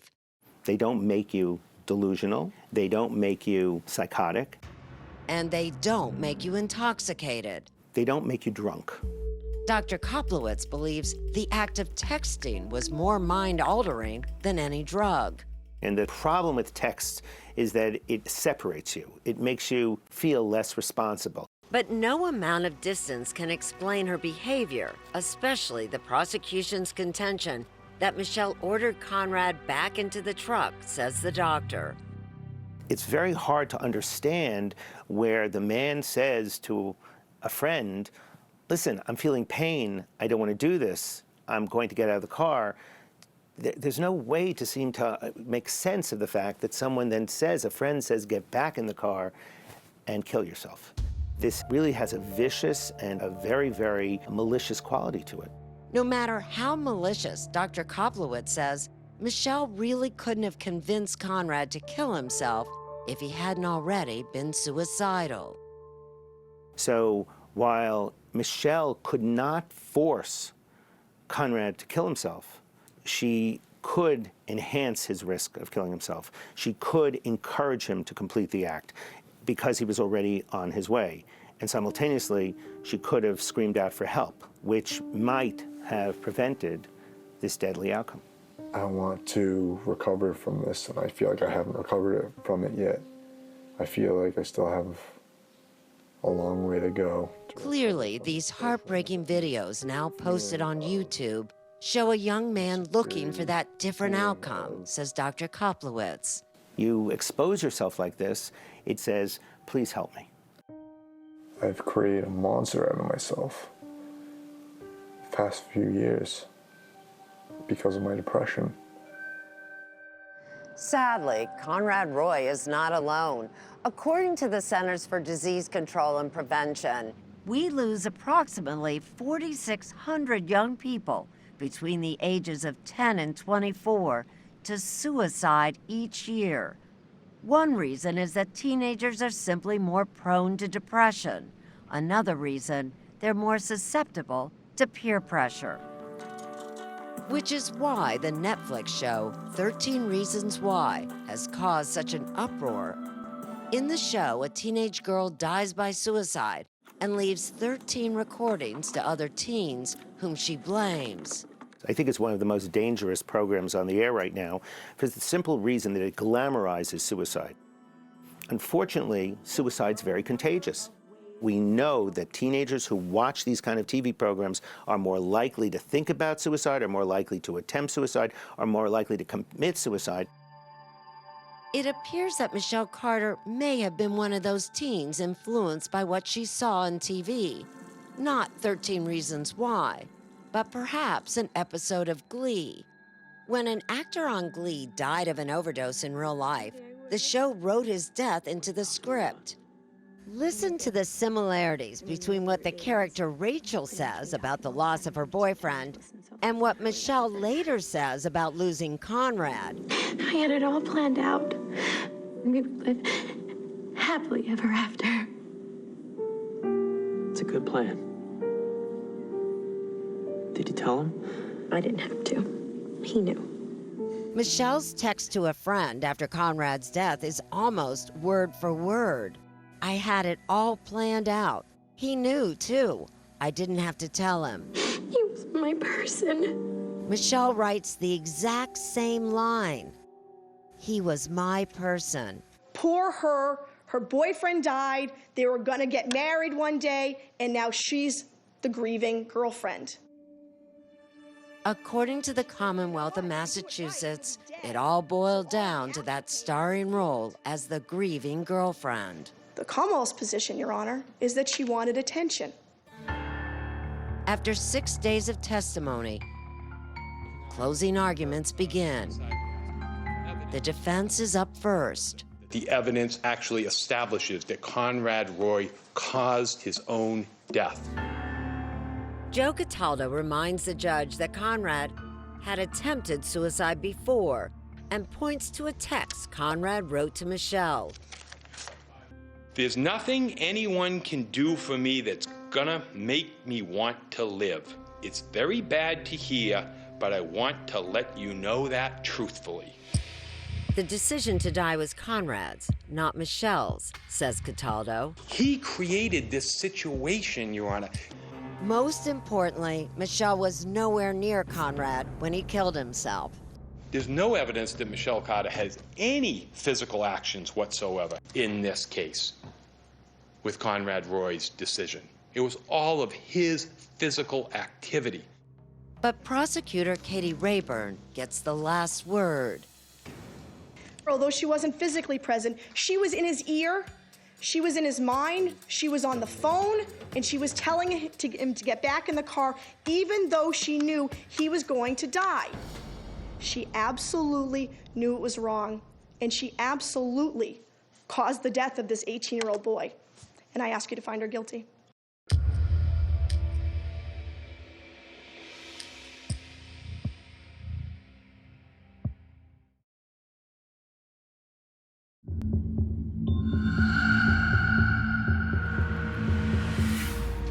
Three days after Judge Moniz began his deliberations, two families prepare themselves for his verdict. Mr. Roy. For the Carter family, freedom is at stake. For the Roys, it's about justice for their son.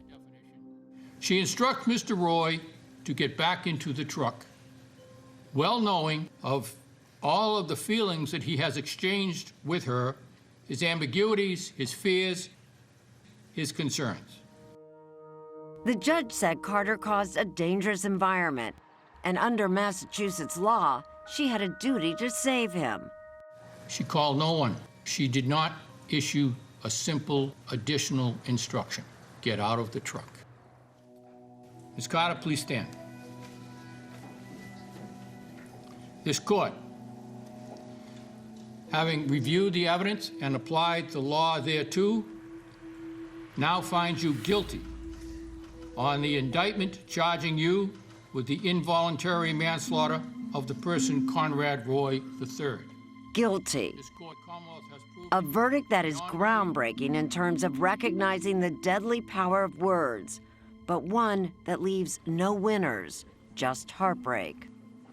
I know we all wish that he had the opportunity to grow up into adulthood, to become a tugboat captain, and to enjoy his future. Nearly 7 weeks after being convicted, Michelle Carter, who is out on bail, arrives for sentencing, where hostile words greet her. She could face 20 years in prison. Please remain standing for one moment while you are sworn.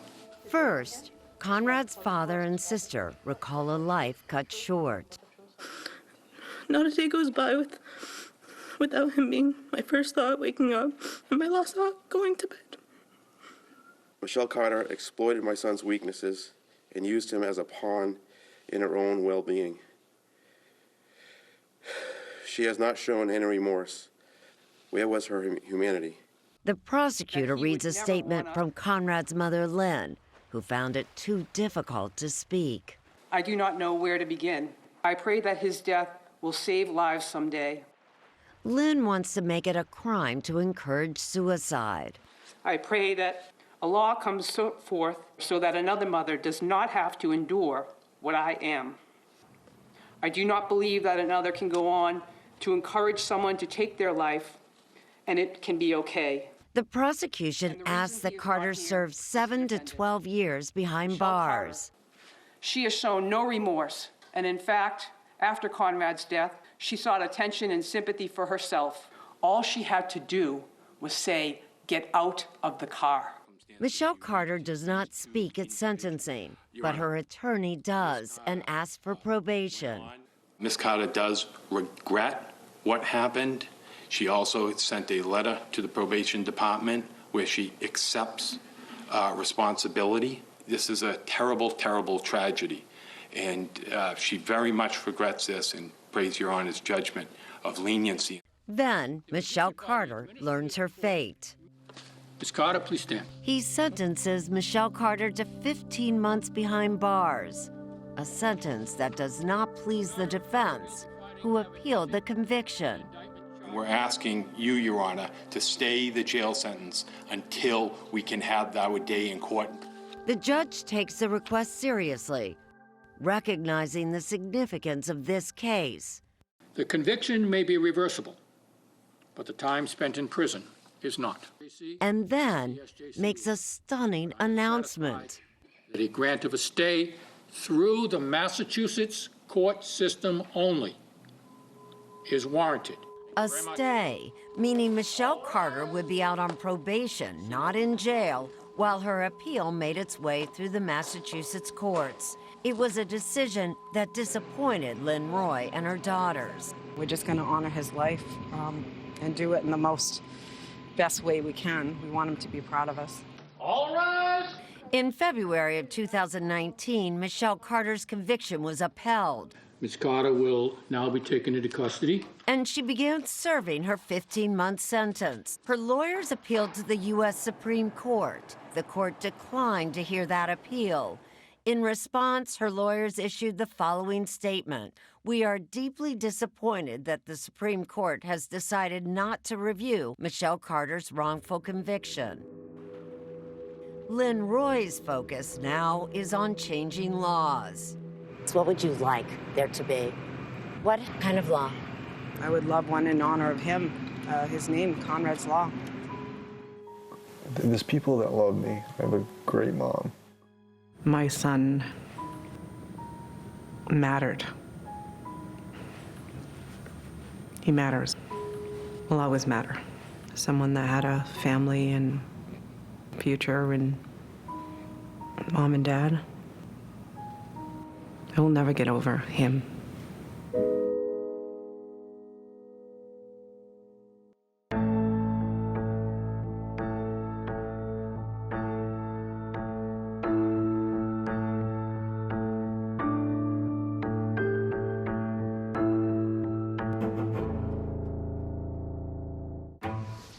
A beautiful ballerina, a troubled marriage, a deadly confrontation. She tells the neighbor, I shot Doug in self-defense. Was she genuinely afraid or just trying to get her way? Underneath those white feathers, she's an evil woman. She's the Black Swan.